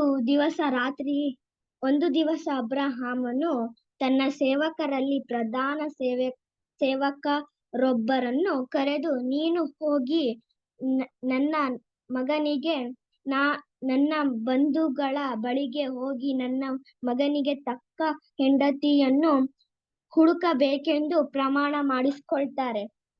ಅದರಂತೆ ಸೇವಕನು ತನ್ನ ದಣಿಯ 10 ಒಂಟೆಗಳನ್ನು ತೆಗೆದುಕೊಂಡು ಹಾರಾಮ್ ಸೀಮೆಗೆ ಬರ್ತಾರೆ. ಆಗ ಸಾಯಂಕಾಲ ರೆಬೆಕ್ಕಾ ನೀರನ್ನು ತರುವುದಕ್ಕೆ ಬಂದಾಗ ಆ ಪ್ರಧಾನ ಸೇವಕನು ಅವಳಿಗೆ, ಅಮ್ಮ, ಕುಡಿಯಲು ನೀರು ಕೊಡಿ ಎಂದಾಗ ಆಕೆ, ತೆಗೆದುಕೊಳ್ಳಿ, ಕುಡಿಯಿರಿ ಎಂದು ಕೊಟ್ಟು ಒಂಟೆಗಳಿಗೂ ನೀರು ತಂದು ದೋಣಿಯಲ್ಲಿ ಸುರಿಯುತ್ತಾಳೆ. ಇದನ್ನು ನೋಡಿ ಸೇವಕನು, ಇವಳೇ ನನ್ನ ದಣಿಯಾದ ಅಬ್ರಹಾಮನ ಮಗನಾದ ಇಸಾಕನಿಗೆ ಸರಿಯಾದ ಜೋಡಿ ಎಂದು ಕರ್ಕೊಂಡು ಹೋಗ್ತಾರೆ. ರೆಬೆಕ್ಕಳು ಇಸಾಕನನ್ನು ಕಂಡು ಒಂಟೆಯಿಂದ ಇಳಿದು ಗೌರವ ಸೂಚಿಸ್ತಾಳೆ. ತಾಯಿ ಇಲ್ಲದ ಇಸಾಕನು ತನ್ನ ಹೆಂಡತಿಯಾಗಿದ್ದ ರೆಬೆಕ್ಕಳನ್ನು ಪ್ರೀತಿಸ್ತಾನೆ. ಇಸಾಕನ ಹೆಂಡತಿ ಗರ್ಭವತಿಯಾಗಿ ಏಸಾವ್, ಯಾಕೋಬನೆಂಬ ಇಬ್ಬರು ಮಕ್ಕಳನ್ನು ಹೆತ್ತಳು. ಅಬ್ರಹಾಮನು ತೀರಿ ಹೋದ ನಂತರ ದೇವರ ಅನುಗ್ರಹವು ಅವನ ಮಗನಾದ ಇಸಾಕನ ಮೇಲೆ ಉಂಟಾಗುತ್ತೆ. ಒಂದು ದಿನ ರಾತ್ರಿ ಯೆಹೋವ ದೇವರು ಇಸಾಕನಿಗೆ ಕಾಣಿಸಿಕೊಳ್ತಾರೆ. ನಾನು ನಿನ್ನ ತಂದೆಯಾದ ಅಬ್ರಹಾಮನ ದೇವರು, ನಾನು ನನ್ನ ಸೇವಕನಾದ ಅಬ್ರಹಾಮನ ನಿಮಿತ್ತ ನಿನ್ನನ್ನು ಆಶೀರ್ವದಿಸುವೆನು ಎಂದು ದೇವರು ಹೇಳ್ತಾರೆ. ಈ ರೀತಿಯಾಗಿ ದೇವರು ಇಸಾಕನನ್ನು ಆಶೀರ್ವದಿಸ್ತಾರೆ. ಈ ವಾಕ್ಯವನ್ನು ದೇವರು ಆಶೀರ್ವದಿಸಲಿ. Amen. Thank you Chaitanya. Next Likhita. Yes brother. Likhita, ನಿನ್ಗೆ ಏನ್ ಗೊತ್ತಿದೆ ಅಂತಮ್ಮ ಇಸಾಕನ್ ಬಗ್ಗೆ? ಹಾ ಬ್ರದರ್, ಹೇಳ್ತೀನಿ. ಹೇಳು. ಕ್ರಿಸ್ತನಲ್ಲಿ ಕರೆಯಲ್ಪಟ್ಟಂತಹ ಸಹೋದರ ಮತ್ತು ಸಹೋದರಿಯರಿಗೆ ವಂದನೆಗಳು. ಈಗ ನಾವು ಇಸಾಕನ ಚರಿತ್ರೆಯನ್ನು ನೋಡೋಣ. ಇಸಾಕನು ಅಬ್ರಹಾಂ ಮತ್ತು ಸಾರಳ ಏಕೈಕ ಮಗನಾಗಿರ್ತಾರೆ. ಅಬ್ರಹಾಮನ್ಗೆ ವಯಸ್ಸಾಗಿದ್ದಾಗ ತನ್ನ ಹೆಂಡತಿಯಾದ ಸಾರಳಲ್ಲಿ ಹುಟ್ಟಿದವನೇ ಇಸಾಕ. ಇಸಾಕನು ಹುಟ್ಟಿದಾಗ ಅಬ್ರಹಾಮನ್ಗೆ 100 ವರ್ಷವಾಗಿರುತ್ತೆ. ದೇವರು ಅಬ್ರಹಾಮನ್ಗೆ, ನಿನ್ನ ಸಂತಾನವು ಆಕಾಶದ ನಕ್ಷತ್ರಗಳಷ್ಟು, ಸಮುದ್ರದ ಉಸುಬಿನಷ್ಟು ಹೆಚ್ಚಾಗಿ ಮಾಡುವೆನು ಎಂದು ವಾಗ್ದಾನ ಮಾಡಿರ್ತಾರೆ. ದೇವರು ಒಂದು ದಿವಸ ಅಬ್ರಹಾಮನ್ಗೆ, ನಿನಗೆ ಇಷ್ಟವಾದ, ನೀನು ಪ್ರೀತಿಸಿದ ನಿನ್ನ ಮಗನನ್ನು ನನಗೆ ಬಲಿ ಕೊಡ್ಬೇಕು ಅಂತ ಹೇಳಿದಾಗ ಅಬ್ರಹಾಮನು ದೇವರಿಗೆ ಎದುರು ಮಾತಾಡದೆ ತನ್ನ ಮಗನನ್ನ ಮೋರಿಯ ಬೆಟ್ಟಕ್ಕೆ ಕರ್ಕೊಂಡು ಹೋಗ್ತಾರೆ. ಬೆಟ್ಟದ ಮೇಲೇರಿ ಯಜ್ಞಕ್ಕೆ ಕಟ್ಟಿಗೆಯನ್ನ ಯಜ್ಞವೇದಿಯ ಮೇಲೆ ತನ್ನ ಮಗನ ಕೈಕಾಲನ್ನ ಕಟ್ಟಿ ಅದರ ಮೇಲೆ ಮಲಗಿಸ್ತಾರೆ. ಇದಕ್ಕೆ ಅಬ್ರಹಾಮನ ಮಗನಾಗಿರ್ತಕ್ಕಂತಹ ಇಸಾಕನು ತನ್ನ ತಂದೆಗೆ ಎದುರು ಮಾತಾಡದೆ ಇರ್ತಾರೆ. ಅಬ್ರಹಾಮನು ಇಸಾಕನನ್ನು ಬಲಿ ಕೊಡ್ಬೇಕು ಅಂತೇಳಿ ಸಿದ್ಧನಾಗ್ತಾರೆ. ಅಬ್ರಹಾಮನು ತನ್ನ ಕೈ ಎತ್ತಿ ಕತ್ತಿಯನ್ನು ಹಿಡಿದು ಕೊಲ್ಲಲಿಕ್ಕೆ ಹೋಗಿದಾಗ ದೇವದೂತರು ಅಬ್ರಹಾಮನೇ ಎಂದು ಹೇಳ್ತಾರೆ. ಆಗ ಅಬ್ರಹಾಮನು ಇಗೋ ಇದ್ದೇನೆ ಅಂತ ಉತ್ತರ ಕೊಡ್ತಾರೆ. ಆಗ ದೇವದೂತನು, ನಿನ್ನ ಮಗನಾದ ಇಸಾಕನ ಮೇಲೆ ನೀನು ಕೈ ಹಾಕ್ಬೇಡ, ನಿನ್ನ ನಂಬಿಕೆಯನ್ನ ನಾನು ನೋಡಿದೀನಿ ಅಂತ ಹೇಳ್ತಾರೆ. ಆಗ ಅಬ್ರಹಾಮನು ಹಿಂದೆ ತಿರುಗಿ ನೋಡಿದಾಗ ಪೊದೆಯಲ್ಲಿ ಒಂದು ಟಗರು ತನ್ನ ಕೊಂಬಿಂದ ಸಿಕ್ಕಾಕೊಂಡಿರುತ್ತೆ. ಅದನ್ನ ಹಿಡಿದು ತಂದು ಯಜ್ಞ ಸಮರ್ಪಿಸ್ತಾರೆ. ಅಲ್ಲಿಂದ ಇಬ್ರು ಹೊರಟು ಬರ್ತಾರೆ. ಒಂದು ದಿವಸ ಅಬ್ರಹಾಮನು ತನ್ನ ಸೇವಕರಲ್ಲಿ ಪ್ರಧಾನ ಸೇವಕನಾಗಿರ್ತಕ್ಕಂತಹ ಎಲಿಯೇಜರನನ್ನ ಕರೆದು ಬಿಟ್ಟು, ನೀನು ಹೋಗಿ ನನ್ನ ಬಂಧುಗಳ ಬಳಿಗೆ ಹೋಗಿ ನನ್ನ ಮಗನ್ಗೆ ತಕ್ಕ ಹೆಂಡತಿಯನ್ನು ಹುಡುಕ್ಬೇಕು ಅಂತ ಹೇಳಿ ತನ್ನ ತೊಡೆಯ ಕೆಳಗೆ ಪ್ರಮಾಣ ಮಾಡಿಸ್ಕೊಳ್ತಾರೆ. ಅದರಂತೆ ಸೇವಕನು ತನ್ನ ದಣಿಯ 10 ಒಂಟೆಗಳನ್ನ ತೆಗೆದುಕೊಂಡು ಹೋರಾಮ್ ಸೀಮೆಗೆ ಬರ್ತಾರೆ. ಆಗ ಸಾಯಂಕಾಲ ರೆಬೆಕ್ಕಳು ನೀರನ್ನು ತರುವುದಕ್ಕೆ ಬರ್ತಾಳೆ. ಆಗ ಪ್ರಧಾನ ಸೇವಕನಾಗಿರ್ತಕ್ಕಂತಹ ಎಲಿಯೇಜರನು ಅವಳಿಗೆ, ಅಮ್ಮ ನಮ್ಗೆ ಸ್ವಲ್ಪ ನೀರನ್ನು ಕುಡಿಯೋದಕ್ಕೆ ಕೊಡಿ ಅಂತ ಹೇಳಿದಾಗ ಅವಳು ತಗೊಳ್ಳಿ ಕುಡೀರಿ ಅಂತ ಕೊಟ್ಟು, ನಾನು ನಿಮ್ಮ ಒಂಟೆಗಳಿಗೂ ಸಹ ನಾನು ನೀರ್ ತಂದು ಕೊಡ್ತೀನಿ ಅಂತ ಹೇಳಿ ಹೋಗಿ ನೀರನ್ನು ತಂದು ದೋಣಿಯಲ್ಲಿ ಸುರಿತಾಳೆ. ಇದನ್ನ ನೋಡ್ಬಿಟ್ಟು ಪ್ರಧಾನ ಸೇವಕನಾಗಿರ್ತಕ್ಕಂತಹ ಎಲಿಯೇಜರನು, ನನ್ನ ದಣಿಯಾಗಿರ್ತಕ್ಕಂತಹ ಅಬ್ರಹಾಮನ ಮಗನಾಗಿರ್ತಕ್ಕಂತಹ ಇಸಾಕನ್ಗೆ ಇವರೇ ಸರಿಯಾದ ಕನ್ಯೆ ಅಂತ ಹೇಳಿ ಅವರನ್ನ ಕರ್ಕೊಂಡು ಹೋಗ್ತಾರೆ. ಇಸಾಕನನ್ನ ಕಂಡ್ಬಿಟ್ಟು ರೆಬೆಕ್ಕಳು ಒಂಟೆಯಿಂದ ಇಳಿದು ಗೌರವ ಸೂಚಿಸ್ತಾರೆ. ತಾಯಿ ಇಲ್ಲದ ಇಸಾಕನು ತನ್ನ ಹೆಂಡತಿಯಾಗಿದ್ದ ರೆಬೆಕ್ಕಳನ್ನು ಪ್ರೀತಿಸ್ತಾರೆ. ರೆಬೆಕ್ಕಳು ಬಂಜೆ ಆಗಿದ್ದರಿಂದ ಇಸಾಕನು ದೇವರಲ್ಲಿ ಪ್ರಾರ್ಥಿಸ್ತಾನೆ. ಇಸಾಕನ ಪ್ರಾರ್ಥನೆಯನ್ನ ಕೇಳಿ ದೇವರು ಇಸಾಕನ ಹೆಂಡತಿ ಗರ್ಭವತಿ ಆಗುವಂತೆ ಮಾಡಿ ಏಸಾವ್, ಯಾಕೋಬನೆಂಬ ಇಬ್ಬರು ಮಕ್ಕಳನ್ನ ಸಾರಳು ಹೆತ್ತಾಳೆ. ಅಬ್ರಹಾಮನು ತೀರಿ ಹೋದ ನಂತರ ದೇವರ ಅನುಗ್ರಹವು ಅವನ ಮಗನಾಗಿರ್ತಕ್ಕಂಥ ಇಸಾಕನ ಮೇಲೆ ಉಂಟಾಗುತ್ತೆ. ಒಂದು ದಿನ ರಾತ್ರಿ ಯೆಹೋವ ದೇವರು ಇಸಾಕನ್ಗೆ ಕಾಣಿಸ್ಕೊಂಡು, ನಾನು ನಿನ್ನ ತಂದೆಯಾದ ಅಬ್ರಹಾಮನ ದೇವರು, ನನ್ನ ಸೇವಕನಾದ ಅಬ್ರಹಾಮನ ನಿಮಿತ್ತ ನಿನ್ನನ್ನು ಆಶೀರ್ವದಿಸ್ತೀನಿ ಅಂತ ದೇವರು ಹೇಳ್ತಾರೆ. ಈ ರೀತಿಯಾಗಿ ದೇವರು ಇಸಾಕನನ್ನ ಆಶೀರ್ವದಿಸ್ತಾರೆ. ದೇವರು ಈ ವಾಕ್ಯವನ್ನ ಆಶೀರ್ವದಿಸಲಿ. Amen. Thank you Likhita. Next ಅನುನಿತಾ.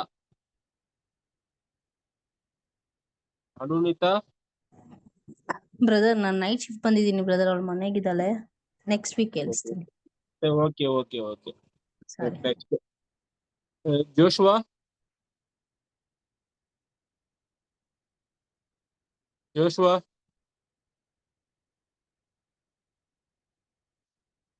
ಇದ್ದೀರಾ?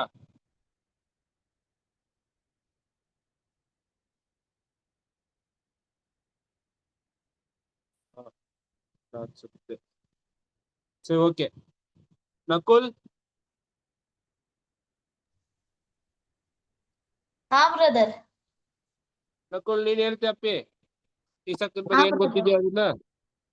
ಹಾ ಬ್ರದರ್. Okay, thank you. ತಂದೆಯಾದ ದೇವರ ನಾಮದಲ್ಲಿಯೂ ಕರ್ತನಾದ ಯೇಸು ಕ್ರಿಸ್ತ ನಾಮದಲ್ಲಿಯೂ ನಿಮ್ಮೆಲ್ಲರಿಗೂ ವಂದನೆಗಳು. ಇವತ್ತು ಇಸಾಕನ ಜೀವನ ಚರಿತ್ರೆ ಬಗ್ಗೆ ನೋಡೋಣ. ಯೆಹೋವನ ದೇವರು ಅವ್ರು ಹೇಳಿದಂತೆ ಸಾರನ ಮೇಲೆ ದಯೆ ಇಟ್ಬಿಟ್ಟು ಸಾರನಿಗೆ ಕೊಟ್ಟ ಮಾತನ್ನ ನೆರವೇರಿಸುತ್ತಾರೆ. ಸಾರಲು ವಯಸ್ಸಾಗಿರುವಾಗೇನೆ ಮಗನ ಇರ್ತಾರೆ. ಅಬ್ರಾಮನು ಆ ಮಗುವಿಗೆ ಇಸಾಕ್ ಅಂತ ಹೆಸರಿಡ್ತಾರೆ. ಮತ್ತೆ 8ನೇ ದಿನದಲ್ಲಿ ದೇವ್ರ ಹೇಳಿದ ತರ ಸುನ್ನತಿನೂ ಮಾಡಿಸ್ತಾರೆ. ಇಸಾಕನು ಹುಟ್ಟಿದಾಗ ಅಬ್ರಾಮ್ಗೆ 100 ವರ್ಷ ಆಗಿರುತ್ತೆ. ಒಂದಿನ ದೇವ್ರು ಅಬ್ರಾಮನ್ನ ಪರೀಕ್ಷೆ ಮಾಡ್ಬೇಕಂತ ಇರ್ತಾರೆ. ಅದ್ಯಾವ ರೀತಿ ಅಂದ್ರೆ ದೇವ್ರು ಅಬ್ರಾಮನ್ಗೆ ಒಂದ್ಸತಿ ಹೇಳ್ತಾರೆ, ನೀನು ನಿನ್ ಪ್ರಿಯನಾಗಿರೋ ಒಬ್ಬನೇ ಮಗನನ್ನು ನನಗೆ ಅರ್ಪಿಸು ಅಂತ ಹೇಳ್ತಾರೆ. ಅದಕ್ಕೆ ಅಬ್ರಾಮನು ಆ ದೇವ್ರದೂತರಿಗೆ ಏನು ಮಾತಾಡದೆ ಇಲ್ಲಿ ಸುಮ್ಮನೆ ಇರ್ತಾರೆ. ಬೆಳಗ್ಗೆ ಹೊತ್ತು ಎದೊಲ್ದಿ ಅಬ್ರಾಮನು ಅವ್ರ ಕತ್ತೆನ ರೆಡಿ ಮಾಡ್ಬಿಟ್ಟು ಮತ್ತೆ ಯಜ್ಞವೇದಿಗೆ ಬೇಕಾದ ಕಟ್ಟಿಗೆಗಳನ್ನು ತಗೊಳ್ದಿ ಮತ್ತೆ 2 ಸೇವಕರನ್ನ ಕರ್ಕೊಂಡಿ ಅವ್ರ ಮಗನಾದ ಇಸಾಕನ್ನ ಕರ್ಕೊಂಡಿ ದೇವರ ಸ್ಥಳಕ್ಕೆ ಹೋಗ್ತಾರೆ. ಅಬ್ರಾಮನು ಯಜ್ಞವೇದಿನೆಲ್ಲ ರೆಡಿ ಮಾಡ್ಬಿಟ್ಟು ಈ ಕಟ್ಟಿಗೆಗಳನ್ನ ಇಟ್ಬಿಟ್ಟು ಅವ್ರ ಮಗನ್ ಕೈ ಕಾಲ್ನ ಕಟ್ಟಾಕಿ ಆ ಯಜ್ಞವೇದಿ ಮೇಲೆ ಇಡ್ತಾರೆ. ಅವ್ರ ಮಗನೂ ಕೂಡ ಅವ್ರಿಗೇನು ಮಾತಾಡಲ್ಲ. ಅಬ್ರಾಮನು ಕತ್ತಿ ತಗೊಳ್ದಿ ಇನ್ನೇನವ್ರು ಅವ್ರ ಮಗನಾದ ಇಸಾಕನ್ನ ಸಾಯ್ಸಕ್ ಹೋಗಿರುವಾಗ ಆಗ ಒಬ್ರು ದೂತರು ಆಕಾಶದಿಂದ ಅಬ್ರಾಮನ ಕರೀತಾರೆ. ಅಬ್ರಹಾಮನೇ ಅಂತ ಕರೀತಾರೆ. ಅದಕ್ಕೆ ಅಬ್ರಹಾಮನು ಈಗೋ ಇಲ್ಲಿ ಇದೇನೆ ದೇವ್ರೆ ಅಂತ ಹೇಳ್ತಾರೆ. ಅದಕ್ಕೆ ಆ ದೂತ ಅಬ್ರಾಮ್ಗೆ ಹೇಳ್ತಾರೆ, ನೋಡು ನೀನ್ ಪ್ರಿಯನಾಗಿರೋ ನೀನೊಬ್ನೇ ಮಗನನ್ನ ಕೈ ಹಾಕ್ಬೇಡ, ಅವನ್ನ ಸಾಯಿಸ್ಬೇಡ. ನಂಗೆ ಗೊತ್ತಾಯ್ತು ನೀನ್ ದೇವರಲ್ಲಿ ಎಷ್ಟು ನೀನ್ ಪ್ರಾಮಾಣಿಕ ಆಗಿದ್ಯಾ ಅಂತ ನಂಗೆ ಗೊತ್ತಾಯ್ತು. ಅದಕ್ಕೆ ನಿನ್ನ ಆಶೀರ್ವಾದ ಮಾಡ್ತೀನಿ, ನಿನ್ ಸಂತತಿನ ಹೆಚ್ಚು ಪಡಿಸ್ತೀನಿ. ನಿನ್ ಸಂತತಿಯನ್ನು ಆಕಾಶದ ನಕ್ಷತ್ರ ತರ ಮತ್ತೆ ಸಮುದ್ರ ತೀರದಲ್ಲಿರುವ ಮರಳಿನ ತರ ಏನ್ಸೋದಾಗದಷ್ಟು ಮಾಡ್ತೀನಿ. ಈ ಭೂಮಿಯಲ್ಲಿರುವ ಎಲ್ಲ ಜನಾಂಗಗಳಿಗೂ ನಿನ್ ಸಂತತಿಗೂ ಮೂಲಕ ಆಶೀರ್ವಾದ ಮಾಡಿದ್ದೀನಿ ಅಂತ ಅವರು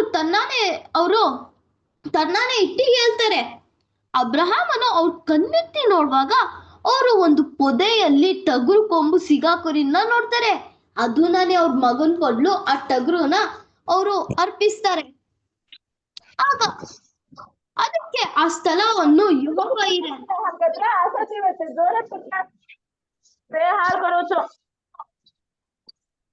ಅದಾದ್ಮೇಲೆ ಅಬ್ರಾಮನು ಬರ್ಷೇಬದಲ್ಲಿ ವಾಸ ಮಾಡ್ತಾರೆ.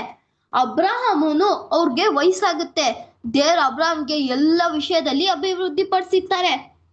ಅಬ್ರಾಮ್ನ ಆಸ್ತಿ ಎಲ್ಲ ನೋಡ್ಕೊರೋರು ಒಬ್ರು ಹಿರಿಯ ಸೇವಕ ಎಲಿಯೇಜರು. ಒಂದಿನ ಅಬ್ರಹಾಮನು ಎಲಿಯೇಜರ್ ಹತ್ರ ಬಂದು ಹೇಳ್ತಾರೆ, ನೋಡು ನನ್ ಸ್ವದೇಶಕ್ಕೆ ಹೋಗಿ ನನ್ ಬಂಧು ಬಲ್ಗ ಅವ್ರ ಹತ್ರ ಹೋಗ್ಬಿಟ್ಟು ನನ್ ಮಗನಾದ ಇಸಾಕನ್ಗೆ ಹೆಣ್ಣುನ ತಗೊಂಡ್ ಬಾ ಅಂತ ಹೇಳ್ತಾರೆ. ಅದ್ ಜೊತೆ ನನ್ನ ತೊಡೆ ಕೆಳಗಡೆ ಕೈ ಇಟ್ಬಿಟ್ಟು ಆಣೆ ಮಾಡು ಅಂತ ಹೇಳ್ತಾರೆ. ಅದಕ್ಕೆ ಆ ಹಿರಿಯ ಸೇವಕ ಎಲಿಯೇಜರ್ ಇರ್ತಾರಲ್ಲ, ಅಬ್ರಾಮನ್ ತೊಡೆ ಕೆಳಗಡೆ ಕೈ ಇಟ್ಬಿಟ್ಟು ಆಣೆ ಮಾಡ್ತಾರೆ. ಅದಾದ್ಮೇಲೆ ಅವರು ಹೋಗ್ತಾರೆ. ಎಲ್ಲಿ ಹೋಗ್ತಾರೆ ಅಂದ್ರೆ ಅವರು ಅರಾಮ್ ಸೀಮೆಗೆ ಅಲ್ಲಿ ಬರ್ತಾರೆ. ಅಲ್ಲಿ ನಾಹೂರ್ ಅವ್ರು ವಾಸಿಸ್ತಾ ಇರ್ತಾರೆ. ಆ ಊರ್ಗೆ ಅಲ್ಲಿ ಬರ್ತಾರೆ. ಸಾಯಂಕಾಲದಲ್ಲಿ ಇವ್ರ ಹೆಣ್ಮಕ್ಳು ಎಲ್ಲ ಆ ಊರ್ ಆಚೆಗಡೆ ಒಂದ್ ಬಾವಿಯಲ್ಲಿ ನೀರ್ ತುಂಬಕ್ಕೆ ಬರ್ತಾರೆ. ಅಲ್ಲಿ ಅವ್ರ ಒಂಟೆನ ಮಲ್ಸ್ಬಿಟ್ಟು ಅವರು ಕಾಯ್ಕೊಂಡಿರ್ತಾರೆ. ಆಮೇಲೆ ದೇವ್ರಿಗೆ ಪ್ರಾರ್ಥನೆ ಮಾಡ್ಕೊಂತಾರೆ. ಏನಂದ್ರೆ ಇಲ್ಲಿ ಯಾರು ನಾನು ಹೋಗ್ಬಿಟ್ಟು ಯಾರ ಹತ್ರ ನಾನು ನೀರ್ ಕೇಳ್ತೀನಿ ಮತ್ತೆ ನಂಗೂ ನನ್ ಒಂಟೆಗೂ ನೀರ್ ಕಟ್ತಾರೋ ಅವರೇ ನನ್ನ ಯಜಮಾನನಾದ ಇಸಾಕನ್ಗೆ ಅವರು ಕನ್ಯೆ ಆಗ್ಲಿ ಅಂತ ಹೇಳ್ತಾರೆ. ಈ ರೀತಿ ದೇವ್ರನ್ನ ಬೇಡ್ಕೊಂತ ಇರುವಾಗ ಒಬ್ರು ನಾಹೂರ್ ಮಗಳು ಇರ್ತಾರಲ್ಲ, ರೆಬೇಕಳು, ಅವ್ರು ನೀರ್ ತುಂಬಕ್ಕೆ ಬರ್ತಾ ಇರ್ತಾರೆ. ನೀರ್ನ ತುಂಬ್ಕೊಂಡಿ ಅವ್ರ ಮೇಲೆ ಹೋಗ್ತಾ ಇರುವಾಗ ಅದನ್ನ ಎಲಿಯೇಜರ್ ನೋಡ್ಬಿಟ್ಟು ಅವ್ರ ಹತ್ರ ಓಡೋಗ್ಬಿಟ್ಟು ಕೈ ಚಾಚ್ಬಿಟ್ಟು, ಅಮ್ಮ ನಂಗೂ ಒಂದ್ ಸ್ವಲ್ಪ ನೀರ್ ಕೊಡ್ರಿ ಅಂತ ಕೇಳ್ತಾರೆ. ಅದಕ್ಕೆ ರೆಬೇಕಳು ಅವ್ರಿಗೆ ನೀರ್ ಕೊಡ್ತಾ ಇರ್ತಾರೆ. ನೀರ್ ಕೊಡ್ತಾ ಇರುವಾಗ ಅವ್ರು ಒಂಟೆಗಳನ್ನ ನೋಡ್ತಾರೆ. ಆಗ ಅವ್ರ ಒಂಟೆಗಳಿಗೂ ನೀರ್ ಕೊಡೋಣ ಅಂತ ಅವ್ರಿಗೆ ಒಂಟೆಗಳು ಕುಡಿಯೋದಷ್ಟು ಅವ್ರಿಗೆಲ್ಲಾರ್ಗು ನೀರ್ ಕೊಡ್ತಾರೆ. 10 ಒಂಟೆಗೂ ಕೂಡ ಅವ್ರು ನೀರ್ ಕೊಡ್ತಾರೆ. ಅದಾದ್ಮೇಲೆ ಎಲಿಯೇಜರ್ ಇರ್ತಾರಲ್ಲ, ಅವ್ರಿಗೆ ಒಂದ್ ಮೂಗುತ್ತಿ 2 ಚಿನ್ನದ ಬಳೆಯನ್ನು ಕೊಡ್ತಾರೆ. ಅದಾದ್ಮೇಲೆ ಕೇಳ್ತಾರೆ, ಅಮ್ಮ ನೀನ್ ಯಾರ ಮಗಳು, ದಯವಿಟ್ಟು ನಂಗೂ ಹೇಳು, ನಿನ್ ತಂದೆ ಮನೆಯಲ್ಲಿ ನಾನು ಇರ್ಕೊಳಕ್ಕೆ ಜಾಗ ಆಯ್ತಾ, ಸ್ಥಳ ಆಯ್ತಾ ಅಂತ ಕೇಳ್ತಾರೆ. ಅದಕ್ಕೆ ರೆಬೆಕ್ಕ ಹೇಳ್ತಾರೆ, ನಾನು ನಾಹೋರಿನ ಮಿಲಕದ ಹುಟ್ಟಿದ್ದ ಬೆತುವೇಲನ ಮಗಳು ಅಂತ ಹೇಳ್ತಾರೆ. ಹುಲ್ಲು ಮೇವು ನಮ್ಮಲ್ಲಿ ತುಂಬಾ ಐತೆ, ನಮ್ಮ ಮನೆಯಲ್ಲಿ ಉಳ್ಕೊಳಕ್ಕೂ ಸ್ಥಳ ಜಾಸ್ತಿ ಐತೆ ಅಂತ ಹೇಳ್ತಾರೆ. ಆಗ ಸೇವಕನು ಇದನ್ನ ಕೇಳ್ಬಿಟ್ಟು ದೇವ್ರಿಗೆ ಕೃತಜ್ಞತೆಯನ್ನು ಸಲ್ಲಿಸ್ತಾರೆ. ಆಮೇಲೆ ಆ ಹುಡುಗಿ ಓಡೋಗ್ಬಿಟ್ಟು ಅವ್ರ ಮನೆಯಲ್ಲಿ ಇರ್ತಾರಲ್ಲ ಅವ್ರಿಗೆಲ್ಲ ಈ ವಿಷಯನ ತಿಳಿಸ್ತಾರೆ. ಅದಾದ್ಮೇಲೆ ರೆಬೆಕ್ಕ ಅಣ್ಣನಾದ ಲಬಾನನು ಅವ್ರನ್ನ ನೋಡ್ಬಿಟ್ಟು ಆ ಮನುಷ್ಯನ ಬಲಿಗೆ ಓಡೋಗ್ಬಿಟ್ಟು, ಯೆಹೋವನ ದಯೆ ಹೊಂದೋರೆ ಒಳಗೆ ಬನ್ನಿ, ನಮ್ಮ ಮನೆಗೆ ಒಳಗೆ ಬನ್ನಿ ಅಂತ ಕರೀತಾರೆ. ಅವ್ರಿಗೆ ಊಟ ಎಲ್ಲ ಬಡಿಸ್ತಾರೆ. ಆದ್ರೆ ಎಲೇಜರ್ ಇರ್ತಾರಲ್ಲ ಅವ್ರು ಇಲ್ಲ ನಾನ್ ಬಂದು ಕೆಲಸವನ್ನು ಹೇಳ್ಬಿಟ್ಟೆ ನಾನು ಊಟ ಮಾಡ್ತೀನಿ ಅಂತ ಹೇಳ್ತಾರೆ. ಅದಕ್ಕೆ ಲಬಾನನ್ ಕೇಳ್ತಾನೆ, ಏನದ್ ಕೆಲ್ಸ ಅಂತ ಕೇಳ್ತಾರೆ. ಆವಾಗ ಹೇಳ್ತಾರೆ ಎಲೇಜರು, ನಾನು ಅಬ್ರಾಮನ್ ಕಡೆಯಿಂದ ನಾನು ಬಂದಿದ್ದೇನೆ, ನಾನೊಂದು ಸೇವಕನು, ನನ್ನ ತಂದೆ ಮನೆಗೂ ನನ್ನ ಬಂಧು ಬಳಿಗೆ ಹೋಗ್ಬಿಟ್ಟು ಅವರಲ್ಲಿ ಹೆಣ್ಣನ್ನ ತಗೊಂಬ ಅಂತ ಹೇಳೋರೆ ನಂಗೆ ಅಂತ ಹೇಳ್ತಾರೆ. ಅದಕ್ಕೆ ಲಬಾನನು ಬೆತುವೇಲನು ಇರ್ತಾರಲ್ಲ, ಈ ಕ್ರಯ ದೇವರಿಂದ ಉಂಟಾಗಿತ್ತು, ನಾವಂತೂ ಹೌದು ಇಲ್ಲ ಅಂತ ಹೇಳಲ್ಲ, ರೆಬೆಕ್ಕಳನ್ನು ನಿಮ್ಗೆ ಕೊಟ್ಟಿದೀವಿ, ಅವ್ರನ್ನ ಕರ್ಕೊಂಡೋಗಿ ಅಂತ ಹೇಳ್ತಾರೆ. ಅದಕ್ಕೆ ಯೆಹೋವನು ಹೇಳಿದಂತೆ ಆಕೆ ನಿನ್ ದನಿಯ ಮಗಳಾಗ್ಲಿ ಹೆಂಡತಿ ಆಗ್ಲಿ ಅಂತ ಹೇಳ್ತಾರೆ. ಅಬ್ರಾಮನು ಸೇವಕರು ಇರ್ತಾರಲ್ಲ ಅವರು ಈ ಮಾತನ್ನು ಕೇಳ್ಬಿಟ್ಟು ಯೆಹೋವನಿಗೆ ಬಗ್ಗಿ ನಮಸ್ಕಾರ ಮಾಡ್ತಾರೆ. ಆಮೇಲೆ ಅವರು ತಂದಿದ್ದ ಬೆಳ್ಳಿ ಬಂಗಾರ ವೈದ್ಯರುಗಳು ಈ ವಸ್ತ್ರಗಳು ಅದನ್ನೆಲ್ಲ ರೆಬೆಕ್ಕ ಅಣ್ಣನಿಗೆ ತಾಯಿಗೆ ಅವ್ರೆಲ್ಲರಿಗೂ ಕೊಡ್ತಾರೆ. ಆಮೇಲೆ ಕೊಟ್ಬಿಟ್ಟು ರೆಬೆಕ್ಕ ಅವರು ದಾಸಿಯರನ್ನ ತಗೊಳ್ದಿ ಒಂಟೆ ಮೇಲೆ ಕೂರ್ಸ್ಕೊಂಡಿ ಅವ್ರು ಹೋಗ್ತಾ ಇರುವಾಗ ಇಸಾಕನ್ ಇರ್ತಾರಲ್ಲ ಅವರು ದೇವ್ರಿಗೆ ಪ್ರಾರ್ಥನೆ ಮಾಡ್ತಾ ಇರ್ತಾರೆ. ಆವಾಗ ಇಸಾಕನು ಯಾರೋ ಒಂಟೆಯಿಂದ ಬರೋದನ್ನ ನೋಡ್ತಾರೆ. ಅದ್ ಯಾರಿರ್ಬೋದು ಅಂತ ಹತ್ರ ಹೋಗ್ತಾ ಇರ್ತಾರೆ. ಅದನ್ನ ರೆಬೆಕ್ಕ ನೋಡ್ಬಿಟ್ಟು ಯಾರ ಮನುಷ್ಯ ಅಂತ ಎಲಿಯಾಜರ್ಗೆ ಕೇಳ್ತಾರೆ, ನಮ್ ಕಡೆ ಬರ್ತಾ ಇದಾರಲ್ಲ ಅಂತ. ಅದಕ್ಕೆ ಎಲಿಯಾಜರ್ ಹೇಳ್ತಾರೆ, ಅವರೇ ನಮ್ ದನಿ ಅಂತ ಹೇಳ್ತಾರೆ. ಅದಕ್ಕೆ ರೆಬೆಕ್ಕ ಮುಸ್ಕಾಕೊಂತಾರೆ. ಆಮೇಲೆ ಆ ಸೇವಕರಿರ್ತಾರಲ್ಲ ಎಲ್ಲಾ ವಿಷಯವನ್ನು ಇಸಾಕನ್ಗೆ ತಿಳಿಸ್ತಾರೆ. ಅದಕ್ಕೆ ಇಸಾಕನು ರೆಬೆಲ್ನ ಅವ್ರ ತಾಯಿ ಇದ್ದು ಸ್ಥಳಕ್ಕೆ ಆ ಗುಡಾರಕ್ಕೆ ಕರ್ಕೊಂಡು ಹೋಗ್ತಾರೆ. ಅಲ್ಲಿ ರೆಬೆಕ್ಕಳನ್ನ ಮೆಚ್ಚಿಸ್ತಾರೆ. ರೆಬೆಕ್ಕ ಇಸಾಕನ ಹೆಂಡತಿ ಆಗ್ತಾರೆ. ಅಬ್ರಹಾಮನು ಕೆಟೋರಲ್ ಎಂಬ ಇನ್ನೊಬ್ಬರು ಹೆಂಡತಿನ ಮದುವೆ ಮಾಡ್ಕೊತಾರೆ. ಕೆಟೋರಲ್ಗೆ 6 ಜನರು ಮಕ್ಳು ಹುಡ್ತಾರೆ. ಅಬ್ರಾಮನು ಅವರಲ್ಲಿದ್ದ ಆಸ್ತಿ ಎಲ್ಲ ಇರುತ್ತಲ್ಲ ಎಷ್ಟೊಂದ್ ಜಾಸ್ತಿ ಪಾಲನ್ನು ಇಸಾಕನ್ಗೆ ಕೊಡ್ತಾರೆ. ಮತ್ತೆ ಇನ್ ಸ್ವಲ್ಪ ಪಾಲನ್ನು ಈ ರೆಬೆಕ್ಕಳ ಅವ್ರ ಮಕ್ಳು ಇರ್ತಾರಲ್ಲ 6 ಜನರು ಅವ್ರಿಗೆ ಸ್ವಲ್ಪ ಪಾಲನ್ನು ಕೊಡ್ತಾರೆ. ಕೆಟೋರ ಮಕ್ಳು ಇರ್ತಾರಲ್ಲ ಅವ್ರಿಗೆ ಸ್ವಲ್ಪ ಪಾಲನ್ನು ಕೊಡ್ತಾರೆ. ಆಮೇಲೆ ಅಬ್ರಾಮನು 175 ವರ್ಷದವರೆಗೂ ಬದುಕಿ ವಯಸ್ಸಾಗಿ ಅವ್ರು ಸಾಯ್ತಾರೆ. ಅದಕ್ಕೆ ಅವ್ರ ಮಕ್ಳು ಇರ್ತಾರಲ್ಲ ಇಸಾಕ್ ಇಷ್ಮಾಯೇಲ್ ಹಿತಿಯನಾದ ಚೋಗಾರ್ ಮಗ ಎಫ್ರೋನು ಭೂಮಿಯಲ್ಲಿರುವ ಮಲ್ಪೇನದ ಗವಿಯಲ್ಲಿ ಅಬ್ರಾಮನ ಸಮಾಧಿ ಮಾಡ್ತಾರೆ. ಅದೇ ಗವಿಯಲ್ಲಿ ಅಬ್ರಾಮನ್ ಎಂತಿರ್ತಾರಲ್ಲ ಸಾರನ್ನ ಅಲ್ಲಿ ಸಮಾಧಿ ಮಾಡಿರ್ತಾರೆ. ಅಬ್ರಾಮನು ಅವ್ರು ಸತ್ತೋಗ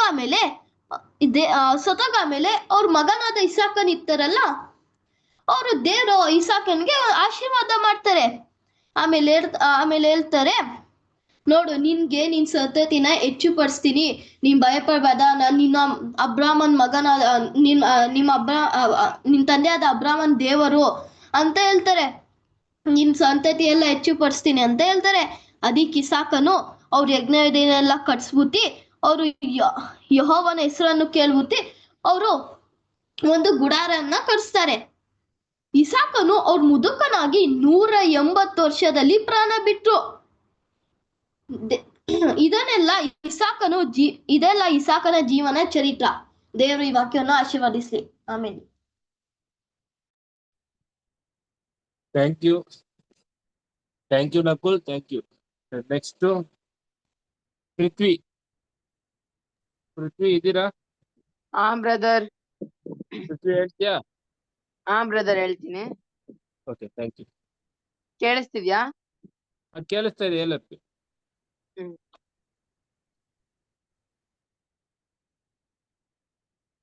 ಇವತ್ತು ಎಲ್ಲಾ ಬ್ರದರ್ಸ್ ಅಂಡ್ ಸಿಸ್ಟರ್ಸ್ಗೆ ನಮಸ್ತೆ. ಇವತ್ತು ನಾವು ನೋಡ್ತಾ ಇರೋ ಟಾಪಿಕ್ ಏನಂದ್ರೆ ಈಸಾಕನ ಚರಿತ್ರೆ. ಈಸಾಕನು ಅಬ್ರಹಾಮ ಮತ್ತು ಸಾರಾಳನ ಏಕೈಕ ಪುತ್ರನಾಗಿದ್ದಾನೆ. ಮತ್ತೆ ಅವರು ಈಸಾಕ ದೇವರ ವಾಗ್ದಾನದಂತೆ ಸಾರಾಳನ ಮತ್ತೆ ಈ ಅಬ್ರಹಾಮನ ಮಗನಾಗಿದ್ದಾರೆ. ಈಸಾಕ ಹುಟ್ಟಿದಾಗ ಅಬ್ರಹಾಮನಿಗೆ 100 ವರ್ಷ. ಅಬ್ರಹಾಮನಿಗೆ ದೇವರು ಒಂದು ವಾಗ್ದಾನವನ್ನ ಮಾಡಿರ್ತಾರೆ. ಅದೇನಂದ್ರೆ, ನಿನ್ನ ಸಂತಾನವನ್ನು ಆಕಾಶದ ನಕ್ಷತ್ರದಷ್ಟು ಸಮುದ್ರದ ಉಸುಬಿನಷ್ಟು ಹೆಚ್ಚಿಸುವೆನು ಎಂದು ವಾಗ್ದಾನ ಮಾಡ್ತಾರೆ. ಅದು ನೆರವೇರಲು ಸುಮಾರು 100 ವರ್ಷ ಕಾಯ್ಬೇಕಾಗುತ್ತೆ. ತನಗೆ ಹುಟ್ಟಿದ ಒಂದು ಏಕೈಕ ಪುತ್ರನನ್ನ ಅಂದ್ರೆ ಮಗನನ್ನ ನೀನು ಬಲಿ ಕೊಡ್ಬೇಕು ಅಂತ ದೇವ್ರು ಏನ್ ಮಾಡ್ತಾರೆ, ಅಬ್ರಹಾಮನಿಗೆ ಒಂದ್ ಟೆಸ್ಟ್ ಇಡ್ತಾರೆ. ಯಾಕಂದ್ರೆ ಮಗನ ಮೇಲೆ ಇರೋ ಪ್ರೀತಿ ಅವರ ಅವರ ನಂಬಿಕೆಯನ್ನ ಕಮ್ಮಿ ಮಾಡುತ್ತೋ ಅಂತ ಒಂದ್ ಟೆಸ್ಟ್ ಇಡ್ತಾರೆ. ಆ ಟೆಸ್ಟ್ ಅಲ್ಲಿ ಏನ್ ಮಾಡ್ತಾರೆ ಅಂದ್ರೆ, ಅವರು ಯಾರು ಅಬ್ರಹಾಮ ತುಂಬಾನೇ ಅವ್ರ ಪ್ರಾಣಕ್ಕೆ ಪ್ರಾಣವಾಗಿ ಪ್ರಾಣಕ್ಕಿಂತ ಹೆಚ್ಚಾಗಿ ಪ್ರೀತಿಸಿದ ಮಗನ್ನ ಬಲಿ ಕೊಡು ಅಂತ ಹೇಳ್ದಾಗ ಅಬ್ರಹಾಮ ಏನ್ ಮಾಡ್ತಾರೆ ಅಂದ್ರೆ, ಏನೊಂದ್ ಮಾತು ಆಡದೆ ಅವರು ಬಲಿ ಕೊಡಕ್ಕೆ ಅಂತ ಎಲ್ಲಾ ಸಿದ್ಧ ಮಾಡ್ಕೊಂಡು ಒಂದು ಬೆಟ್ಟಕ್ಕೆ ಹೋಗ್ಬೇಕಂತ ಹೇಳ್ಬಿಟ್ಟು ಕತ್ತಿ, ಬೆಂಕಿ, ಕಡ್ಡಿ ಮತ್ತೆ ಒಂದ್ ಕತ್ತೆನ ಕರ್ಕೊಂಡು ಮತ್ತೆ 2 ಸೇವಕರನ್ನ ಕರ್ಕೊಂಡು ಒಂದು ಬೆಟ್ಟಕ್ಕೆ ಹೋಯ್ತಾರೆ. ಆ ಬೆಟ್ಟದ ಹೆಸರೇನಂದ್ರೆ ಮೂರೆಯ ಬೆಟ್ಟ. ಅಲ್ಲಿ ಕರ್ಕೊಂಡ್ ಹೋದ್ಮೇಲೆ ಅವರು ಆ ಯಜ್ಞಕ್ಕೆ ಬೇಕಾದ ಎಲ್ಲಾ ಸಿದ್ಧತೆಗಳನ್ನ ಮಾಡ್ಕೊಂಡು ಅವ್ರು ಏನ್ ಮಾಡ್ತಾರೆ ಅಂದ್ರೆ, ಅಬ್ರಹಾಮ ಕೈಯಲ್ಲಿ ಕತ್ತಿ ಇಟ್ಕೊಂಡ್ ಅವರು ಬೆಟ್ಟನ ಏರ್ಬೇಕಾದ್ರೆ ಈಸಾಕ್ ಏನ್ ಕೇಳ್ತಾರೆ ಅಂದ್ರೆ ಅಬ್ರಹಾಮನ ಹತ್ರ, ಅಪ್ಪ ಯಜ್ಞಕ್ಕೆ ಬೇಕಾದ ಕಡ್ಡಿ, ಬೆಂಕಿ, ಕತ್ತಿ ಎಲ್ಲಾ ಇದೆ, ಆದ್ರೆ ಕುರಿಯಲ್ಲಿ ಅಂತ ಕೇಳ್ದಾಗ ಅಬ್ರಹಾಮ ಹೇಳ್ತಾರೆ, ದೇವರೇ ಒದಗಿಸೋರು ಅಂತ ಹೇಳ್ತಾರೆ. ಅದಕ್ಕೆ ಆಮೇಲೆ ಏನ್ ಮಾಡ್ತಾರೆ ಅಂದ್ರೆ ಎಲ್ಲಾ ಸಿದ್ಧತೆಗಳನ್ನ ಮಾಡ್ಕೊಂಡು ಈಸಾಕನನ್ನ ಒಂದು ಕಟ್ಟಿಗೆ ಮೇಲೆ ಕಟ್ಟಾಕ್ತಾರೆ. ಕಟ್ಟಾಕ್ದಾಗ ಈಸಾಕನು ಏನೊಂದು ಮಾತಾಡ್ದೆ, ಏಂತಕ್ ನನ್ನನ್ನ ಕಟ್ಟಾಕ್ತೀರ, ಏನೋ ಒಂದು ಪ್ರಶ್ನೆ ಮಾಡ್ದೆ ಅವರು ಸುಮ್ನೆ ಇರ್ತಾರೆ. ಆಮೇಲೆ ಆ ಕತ್ತಿಯನ್ನ ಇಟ್ಕೊಂಡು ಈಸಾಕನನ್ನ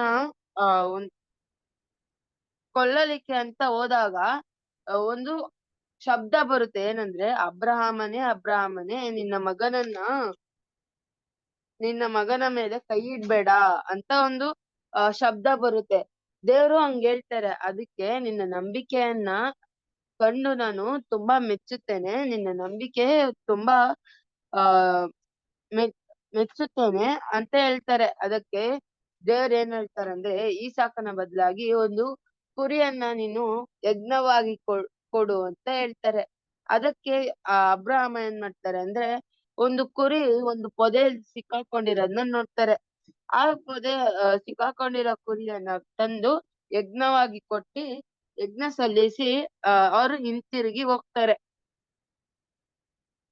ಅಬ್ರಹಾಮನು ಈಸಾಕನಿಗೆ ಅನ್ಯಳಾದವಳು ಮತ್ತೆ ಅಗ್ರಹಾರಕಳದನ್ನ ಮದುವೆ ಮಾಡಿ ಅಂದ್ರೆ ಹೆಂಡತಿಯನ್ನಾಗಿ ಈಸಾಕನಿಗೆ ಮಾಡೋದಿಕ್ಕೆ ಇಷ್ಟ ಇರಲ್ಲ. ಅದಕ್ಕೆ ಅಬ್ರಹಾಮನ ಪ್ರಧಾನ ಸೇವಕನಾದ ಎಲಿಯಾಜರನ್ನ ಕರೆದು, ನನ್ನ ಬಂಧುಗಳಲ್ಲಿ ನಾಹೋರ್ಗೆ ಹೋಗಿ ನನ್ನ ಮಗನಿಗೆ ತಕ್ಕ ಹೆಂಡತಿಯನ್ನ ಹುಡ್ಕೊಂಡ್ ಬಾ ಅಂತ ಹೇಳ್ತಾರೆ. ಅದಕ್ಕೆ ಎಲಿಯಾಜರ ಏನ್ ಮಾಡ್ತಾರೆ ಅಂದ್ರೆ, ಬೆತ್ತುವೇಲನ ಮಗಳು ಮತ್ತೆ ಲಾಬಾನನ ತಂಗಿ ಆದ ರೆಬೆಕ್ಕಳನ್ನ ಕಂಡು, ಆಕೆ ಸುಂದರಿಯಾಗಿರ್ತಾರೆ ಮತ್ತೆ ಗಂಡನಿಗೆ ಮರ್ಯಾದೆ ಕೊಡೋರಾಗಿರ್ತಾರೆ. ಅದಕ್ಕೆ ಇವರು ತಕ್ಕ ಒಂದು ಹೆಂಡತಿ ಆಗಿರ್ತಾರೆ ಅಂತ ಅವ್ರನ್ನ ಆರಿಸ್ಕೊಂಡು ರೆಬೆಕ್ಕಳನ್ನ ಕರ್ಕೊಂಡು ಹೋಯ್ತಾ ಇರ್ತಾರೆ. ಆಗ ರೆಬೆಕ್ಕಾ ಈಸಾಕನ ಕಂಡಾಗ ಏನ್ ಮಾಡ್ತಾರೆ ಅಂದ್ರೆ, ಆ ಒಂಟೆಯಿಂದ ಇಳಿದು ಮರ್ಯಾದೆ ಅಂದ್ರೆ ಗೌರವವನ್ನ ಸೂಚಿಸ್ತಾರೆ.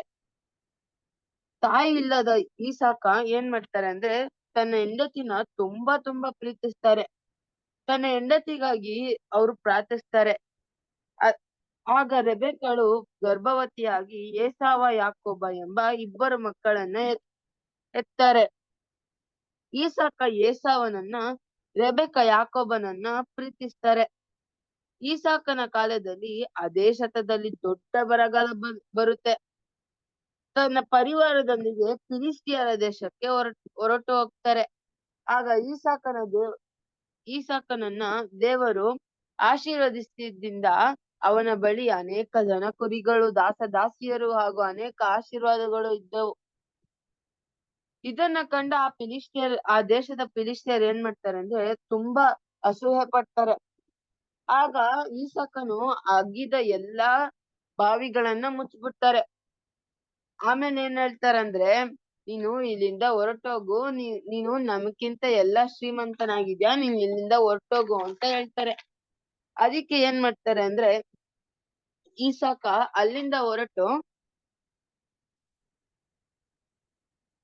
ಈಸಾಕನಿಗೆ, ನೀನು ನಮಗಿಂತ ಶ್ರೀಮಂತನು, ಆದ್ದರಿಂದ ನೀನು ನಮ್ಮಿಂದ ದೂರ ಹೋಗು ಅಂತ ಹೇಳಿದಾಗ ಈಸಾಕನ ಏನ್ ಮಾಡ್ತಾರೆ ಅಂದ್ರೆ ಅಲ್ಲಿಂದ ಹೊರಟು ಬೇರೆ ಕಡೆ ವಾಸ ಮಾಡೋದಕ್ಕೆ ತೊಡಗ್ತಾರೆ. ಈಸಾಕನು ಅನೇಕ ಬಾವಿಗಳನ್ನ ಹಾಕಿಸ್ತಾರೆ. ಅಲ್ಲಿ ಇದ್ದಂತವರು ಅಸೂಯೆ ಪಟ್ಟು ಅದನ್ನು ಮುಚ್ತಾರೆ. ಆಮೇಲೆ ತಿರ್ಗಾ ಅಲ್ಲಿಂದನು ಹೊರಟೋಗಿ ಈಸಾಕನು ಬೇರ್ಷೆಬಾ ಅಂತ ಒಂದು ಊರ್ಗೊಯ್ತಾರೆ, ಒಂದು ದೇಶಕ್ಕೆ ಹೋಗ್ತಾರೆ. ಅಲ್ಲಿ ಒಂದು ಬಾವಿನ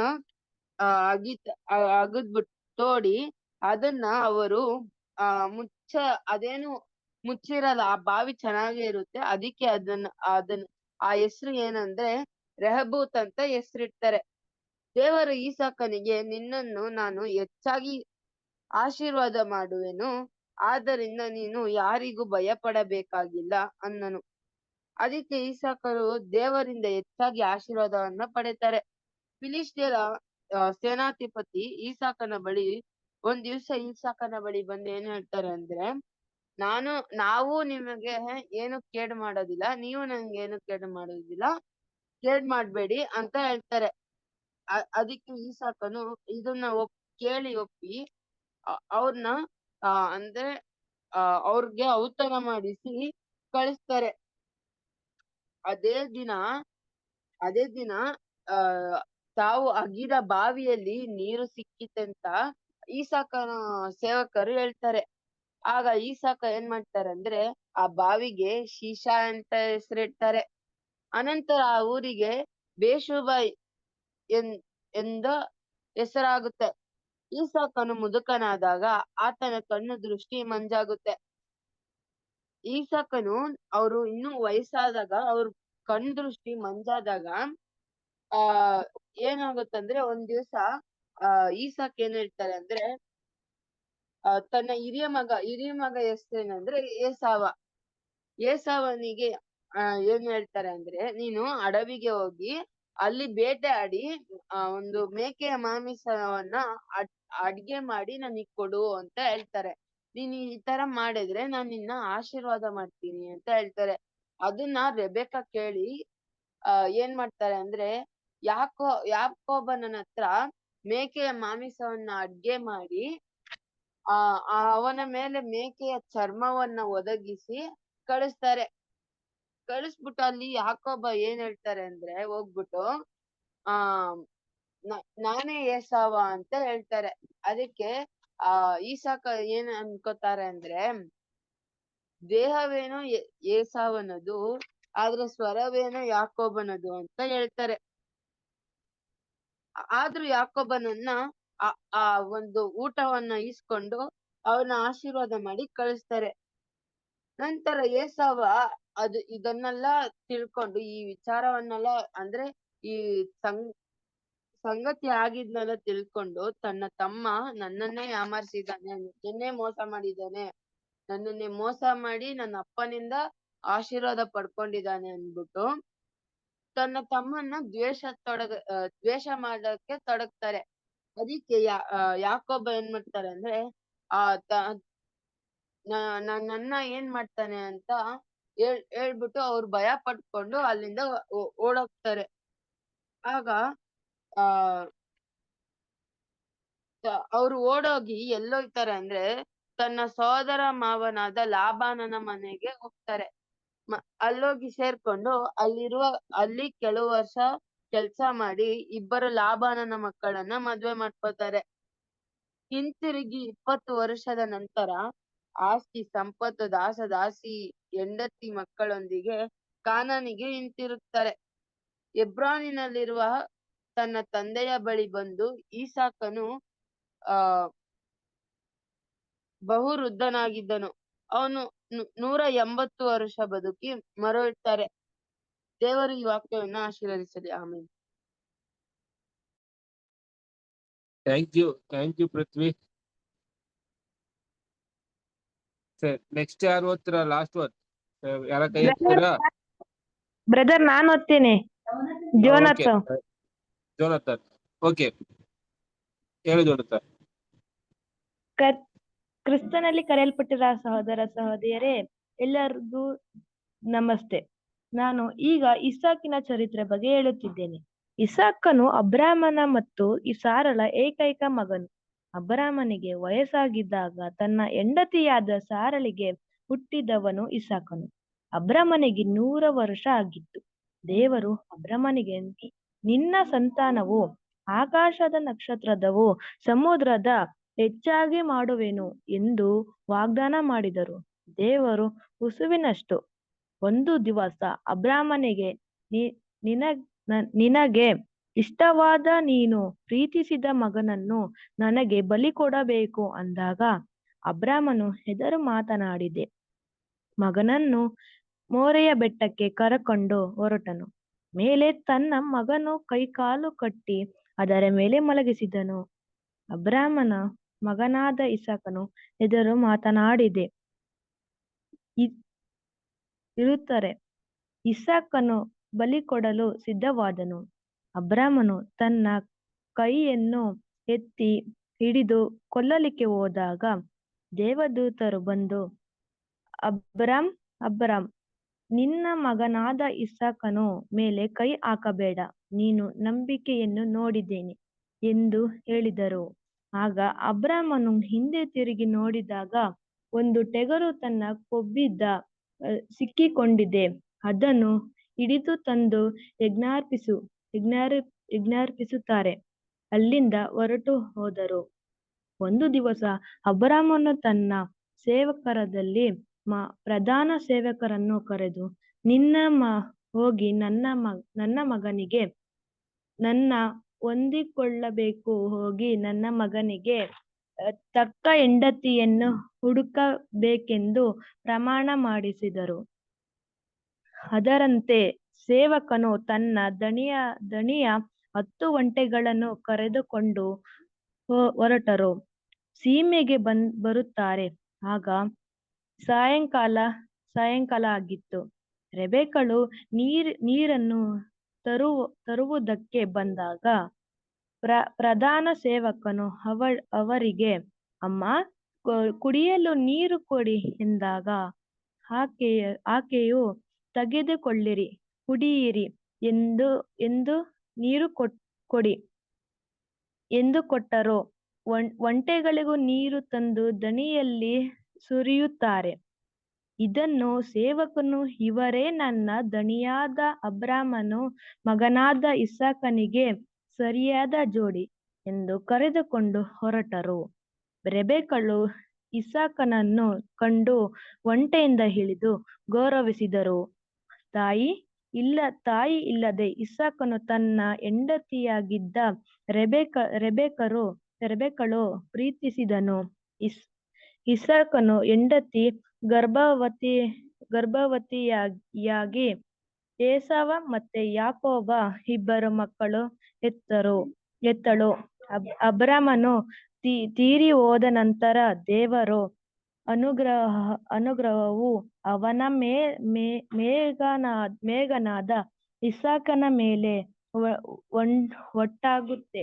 ಒಂದು ದಿನ ರಾತ್ರಿ ಯೆಹೋವ ದೇವರು ಇಸಾಕನ ಕಾಣಿಸಿಕೊಂಡು, ನಾನು ನಿನ್ನ ತಂದೆಯಾದ ಅಬ್ರಾಮನ ದೇವರು, ನನ್ನ ಸೇವಕನಾದ ಅಬ್ರಾಮನ ನಿಮಿತ್ತ ನಿನ್ನನ್ನು ಆಶೀರ್ವದಿಸುತ್ತೇನೆ ಎಂದು ದೇವರು ಹೇಳಿದರು.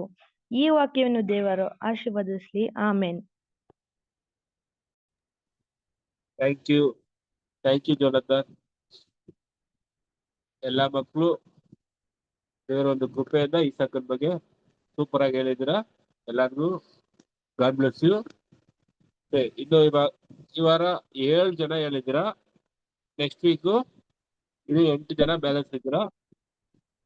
ನೆಕ್ಸ್ಟ್ ವೀಕ್ 8 ಜನನು ಕ್ಲೀನಾಗಿ ಪ್ರಿಪೇರ್ ಆಗಿ, ಮತ್ತೆ ಒಬ್ರು ಇಸಾಕನ ಬಗ್ಗೆ ಹೇಳ್ತಾ ಇರುವಾಗ, ಈ ಒಂದು ಆಕ್ಟಿವಿಟೀಸ್ ಅಲ್ಲಿ ಇರುವಾಗ ಇನ್ನೊಬ್ರು ಮೈಕ್ ಆನ್ ಮಾಡಕ್ ಹೋಗ್ಬೇಡಿ. ನೀವು ಆನ್ ಮಾಡಿದ್ರೆ ಆ ಸೌಂಡ್ ಅಲ್ಲಿ ಹೇಳ್ತಾ ಇರೋರಿಗೆ ತುಂಬಾ ಡಿಸ್ಟರ್ಬೆನ್ಸ್ ಆಗುತ್ತೆ. ದಯವಿಟ್ಟು ಅದನ್ನ ಸ್ವಲ್ಪ ಕಂಟ್ರೋಲ್ ಮಾಡ್ಕೊಳ್ಳಿ.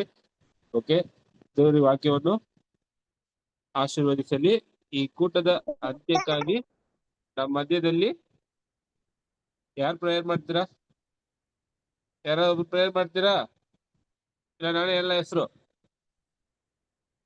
ಬ್ರದರ್ ಮಾಡಿದ್ರೆ ಸರಿ. ಓಕೆ, ಪ್ರಾರ್ಥನೆ ಮಾಡಿಕೋಣ. ಸರ್ವಶಕ್ತನು ಮೌನತನು ಸರ್ವಸೃಷ್ಟಿಗೆ ಯಜಮಾನ ಆಗಿರ್ತಕ್ಕಂತ ಪರಲೋಕದ ಜೀವುಳ ನಮ್ಮ ತಂದೆಯಾದ ದೇವರೇ, ಮತ್ತೊಂದು ಆರ್ತಿ ನಿನಗೆ ಕೃತಜ್ಞತೆಯನ್ನು ಸಲ್ಲಿಸ್ತೇವೆ. ಈ ಸಂಜೆ ವೇಳೆಯಲ್ಲಿ ತಂದೆಯಾದ ನಿನ್ನ ವಾಕ್ಯವನ್ನು ಕರ್ತನೆ ಮಕ್ಕಳ ಮೂಲಕ ಹೇಳಕ್ಕೆ ಬೇಕಾದಂತ ಜ್ಞಾನವನ್ನು ಅವರಿಗೆ ದಯಪಾಲಿಸಿ, ಅವ್ರ ಮೂಲಕ ನೀನು ಈ ದಿನದಲ್ಲಿ ಮಾತನಾಡಿದಕ್ಕಾಗಿ ನಿನಗೆ ಸ್ತೋತ್ರ ಮಾಡ್ತೇನೆ. ಮಕ್ಕಳ ಭವಿಷ್ಯಕ್ಕಾಗಿ, ಅವರ ಜೀವನಕ್ಕಾಗಿ, ಅವರ ಜೀವನದುದ್ದಕ್ಕೂ ತಂದೆ ಒಳ್ಳೆ ಮಕ್ಕಳನ್ನಾಗಿ ಮಾರ್ಪಡಿಸಿ ಅನೇಕರಿಗೆ ಆ ಮಕ್ಕಳು ನಿನ್ನ ವಾಕ್ಯಗಳನ್ನು ಹೇಳುವಂತ ಒಂದು ವಾಕ್ಯ ಅವರಿಗೆ ದಯಪಾಲಿಸಿ ನಡೆಸಲು ಪ್ರಾರ್ಥನೆ. ಇದನ್ನ ನಡೆಸಿಕೊಟ್ಟಂತ ಬ್ರದರ್ ಅವರಿಗಾಗಿ ಮತ್ತು ಸೇರಿ ಬಂದಿರತಕ್ಕಂತ ಎಲ್ಲಾ ಸಹೋದರ ಸಹೋದರಿಯರಿಗಾಗಿ ಎಲ್ಲರಿಗಾಗಿ ವಂದನೆಗಳನ್ನು ನಿಮಗೆ ಸಲ್ಲಿಸ್ತೇನೆ. ಈ ರಾತ್ರಿ ಸುಖವಾದ ನಿದ್ರೆಯಲ್ಲಿ ನಡೆಸ್ರಿ. ನಾಳಿನ ಒಂದು ಹೊಸ ದಿನವನ್ನು ನೋಡಿ ಮತ್ತೊಂದು ಅರ್ಥ ಸಂತೋಷ ಪಡ್ಲಿಕ್ಕಾಗಂತೆ ಸಹಾಯ ಮಾಡಬೇಕೆಂದು ನಿನ್ನ ಒಬ್ಬನೇ ಕುಮಾರ ನಮ್ಮ ರಕ್ಷಕನು ಒಡೆಯನಾದ ಯೇಸು ಕ್ರಿಸ್ತನ ಹೆಸರಿನಲ್ಲಿ ಬೇಡಿ ಹೊಂದಿದ್ದೇವೆ ತಂದೆ. Amen. Amen brother. Thank you brother. ನಮಸ್ತೆ. ದೇವರ ಆಶೀರ್ವಾದ ಮಕ್ಕಳು. ಸಿಸ್ಟರ್ಗೆ ನಮಸ್ತೆ. ನಮಸ್ತೆ ರೀ ಎಲ್ಲ ಮಕ್ಕಳನ್ನು ದೇವರ ಆಶೀರ್ವದಿಸಲಿ. ಎಲ್ಲ ಮಕ್ಕಳಿಗೆ ಎಲ್ಲರಿಗೂ ನಮಸ್ತೆ. ಎಲ್ಲ ಮಕ್ಕಳನ್ನು ದೇವರ ಆಶೀರ್ವದಿಸಲಿ. ನಮಸ್ತೆ ನಮಸ್ತೆ. ಚೆನ್ನಾಗಿ ಹೇಳಿದ್ರು. ದೇವರು ಎಲ್ಲಾ ಮಕ್ಕಳಿಗೂ ಆಶೀರ್ವದಿಸಲಿ. ನಮಸ್ತೆ. ಬಾಯ್. ಎಲ್ಲರಿಗೂ ನಮಸ್ತೆ. Good night, sweet dreams. Bye bye. ಶುಭರಾತ್ರಿ ಎಲ್ಲ ಮಕ್ಕಳಿಗೆ. ಶುಭರಾತ್ರಿ.